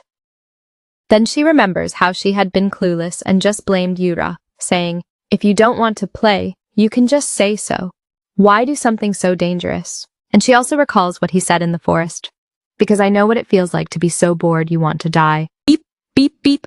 Hajin's heart rate spikes, shooting all the way up to 137. Crack, crack. Up above, a noise echoes out as the mother and son look up. What's that? Why is there a sudden noise? Those are the fire sprinkler pipes, starting to malfunction from Hajin's electrical static discharge. Water starts, spraying out wildly all over the hallway. Chairman! Yura stands there, in a daze as water pours down, soaking him completely, and he spots Hajin right in front of him. Hajin's voice calls out, "Fake Yura!" She yells, "Hurry up and get over here!" She grabs his hand and pulls him along. "Let's go, hurry!" While his mom panics, "What the hell is going on here? Yura! Back Yura!" Yura looks dazed, his face flushing red as Hajin grabs his hand and drags him away from his mom. Over by the big tree, Yura's mom is on the phone talking to someone on the other end. There are plenty of talented people in our organization, but the person suited for the award is probably already decided anyway, right? Yura was hiding behind the corner, listening to his mom talk. She says, "For the upcoming competition, the judges will be invited by my side." Yura walks away. He spots the lighter dropped on the ground and picks it up. Back at school, Yura calls out Senior. "This girl must be Hyun." She smiles as she walks over. "You're here?" holding a cigarette in her hand. Back at school, Yura calls out Senior. "This girl must be Hyun." She smiles as she walks over. "You're here?" holding a cigarette in her hand. Yura hands the lighter back to her. "You're always dropping this kind of stuff. What would you do if someone actually found it?" She takes it back with a smile and says, "Because you're always carrying it for me, anyway." She puffs on her cigarette and says, "I'm never gonna go blabbing secrets to anybody, so it's totally fine." Yura asks, "How can you trust me enough to say stuff like that?" She laughs. "If it's not you, who else is there for me to trust?" Hearing those words back then, Yura's face turned red. She smiled and asked, "Yura, we're friends, right?" And now, back in the present, Yura is being pulled along by the hand by Hajin, who asks, "But where are you even taking me?" Hajin abruptly halts as a realization hits her. "Well, I didn't actually think that far ahead." From behind, a voice calls out, "Beck Yura, where did you run off to?" Hajin turns around anxiously. "Oh crap, they're getting close." Seeing her panic, Yura reaches his hand out. "Get over here." Hajin stands there dazed, not knowing what to do. Meanwhile, over in front of the music room, the teacher is searching for Yura. Where on earth did that kid run off to? And as the footsteps eventually fade away into silence, Hajin speaks up. "Looks like he's gone," Hajin thinks. "My heart is pounding like crazy. I guess I should feel lucky to be with Baek Yura right now." She glances over at the piano wrapped up and covered in a tarp cloth. Wait, isn't this place? The music room tucked away at the very end of the first floor in our school? There's a rumor going around that Baek Yura was the one who set the fire right before she even enrolled. That music room got severely burned down and has been completely unusable ever since. Now Hajin finds herself face to face with Yura in this exact room, handing the lighter back to him. "Here, I just came to return this. I wasn't trying to eavesdrop on your conversation or anything. Anyway, I returned it, so I'm out of here." Yura catches hold of Hajin's sleeve and asks, "How much of that did you overhear?" Hajin's eyes go wide as she looks at Yura. The usually cold and detached guy is breaking down in tears right now. "Do you feel super disappointed in me?" Hajin is flustered. "Beck Yura, you're actually crying?" Hajin asks herself, "No way. Beck Yura is crying. What on earth is going on here?" She stammers. Why are you worried that I'd be disappointed? This whole time you've shamelessly lied to my face." "Beck Yura, I'll ask you just one more time. Why on earth were you planning to hurt this hand of yours?" Yura finally opens up and explains, "My mom is the chairperson of the Scholarship Foundation affiliated with this school. She sponsors students in the arts and athletics who can't develop their talents due to financial hardship, letting them enter this school as gifted students. And as for those who receive that sponsorship, they are strictly forbidden from ever beating me." Yura sheds 2 lines of tears. Every single award has to be handed over to me, the chairman's son. Because that's the condition of this sponsorship, Hajin thinks. Wait, then that means the person Baek Yura used to like also. Yura admits, right from the start, "I really did take advantage of your ability. I felt like I was going to lose my mind if my hand healed and I had to start playing the piano again. But if I said I wanted to quit, she would be the one losing her mind instead. While he's talking, the teacher walks up right outside the door. He couldn't possibly be in here, right? Ha! Jin panics. She grabs Yura by the shirt and motions for him to stay quiet when he asks, "What's wrong?" The teacher peers inside. He finally opens the door. Right at that moment, the piano has been stripped completely bare of its dust cover. What kind of kindergarten hide-and-seek brain-rot logic are these two even running on? Both of them are hiding underneath a blanket draped over Hajin's body. She's even covering Yura's mouth with her hand, and they are pressed so ridiculously close together that both of their cheeks are flushed bright red. Who knows what gave the teacher such blind confidence to claim that Yura definitely couldn't have gotten in here on his own? Yura thinks nervously. "This is way too close, sir," the principal calls out. "Teacher Kang, what are you still standing around out there for?" "Go find Yura right now," Teacher Kang replies. "Oh yes!" And with that, he shuts the door and walks away. Yura says, "All right, that's enough, stop it," Hajin calls out. "Bayak Yura, there's a rumor going around that you're the one who burned down this music room. Is that lighter really yours?" Hajin thinks, during all the time we spent hanging out together, I never once smelled cigarette smoke on Yura, and I've never even seen him use a lighter, not even once. A student who hadn't even officially enrolled yet.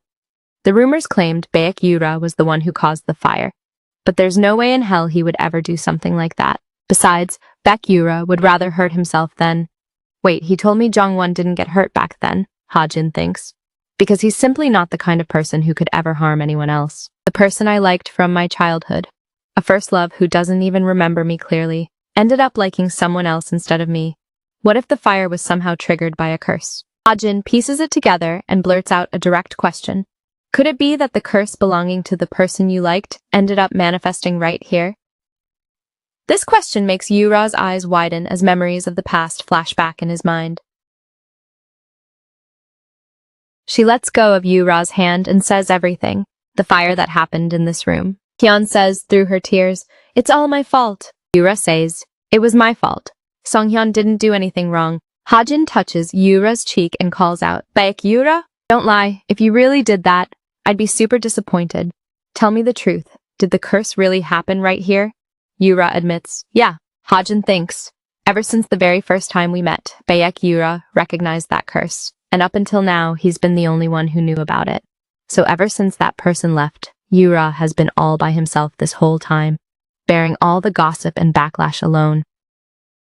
Yura says, "I'm sorry. Sorry for hurting you, Yoon Hajin." Yura buries his face in Hajin's shoulder and speaks with total sincerity. She accepts his apology after fully understanding the situation. Hajin pulls the cloth cover off from the two of them. She stands up and says, "I accept your apology. I take back what I said about pretending we don't know each other. Now that we've made up, you're gonna keep helping me lift the curse, right?" Yura asks, "How can you trust me and say something like that?" Hajin says, "Whenever I feel lonely, you always show up and grab my hand." Hajin flashes a bright smile and says, "I want to do the same for you." She holds her hand out. "Let's get up and get out of here." Yura looks at Hajin's outstretched hand and lets her take it. Yeah, both of them decide to leave this haunted room behind. As for the lighter, looks like Yura is gonna tuck it away in some corner, huh? Later out by the school gates, lots of male and female students are walking around. Hajin happily looks at Yura. After that long and noisy makeup session, Baek Yura and I are back to how we were before. Yura pulls something out from his backpack. He hands it to her. "Here, take this," she asks. "What is this?" "A recovery support brace. When your hand heals. Remember to wear this. Oh, and one more thing. I fixed up the contract from last time." She even marked it with red pen and added a star. Yura picks it up and reads through it. He gives a suspicious smile. "All right, but can I add a few things to the contract?" "Ha!" Jin is startled. "What the heck are you planning to add?" "Ha ha ha ha ha," he laughs, looking super crafty. Every time Baek Yura uses his curse, he has to grant one wish to Yoon Hajin, as long as it has nothing to do with Yoon Jongwon. Hajin asks, "A wish? Is that really necessary? I don't even know what to wish for." Yura lowers his head and covers his face. "Oh, is that so?" "Right, because I'm so useless, I can't do anything." Hearing him say that, "Man, what can you even do with this guy?" Ha! Jin immediately gets flustered. "Baek Yura, Are you crying again? Why does it always end up like this? Seriously? Alright, fine, I'll add the wish clause. Just stop crying already. Yura opens his hands and laughs. What kind of grown man plays the pity card and fakes crying like that? Jeez. Yura smiles brightly. Nice, what a solid choice. Then he grabs Hajin's backpack. Let's go, we might be late for class. I'll carry this. Hajin stands there in a daze. Hey, give that back. He refuses to return it and just laughs. Hehehe, wait a minute. Has this relationship dynamic completely flipped or what? She chases after him, shouting, Give it back! I said, give it back! Behind them, a bespectacled girl watches the two of them. She just watches in silence, wondering what to think. Guess I got isekai'd just to watch this couple feed me dog food, folks. Haha.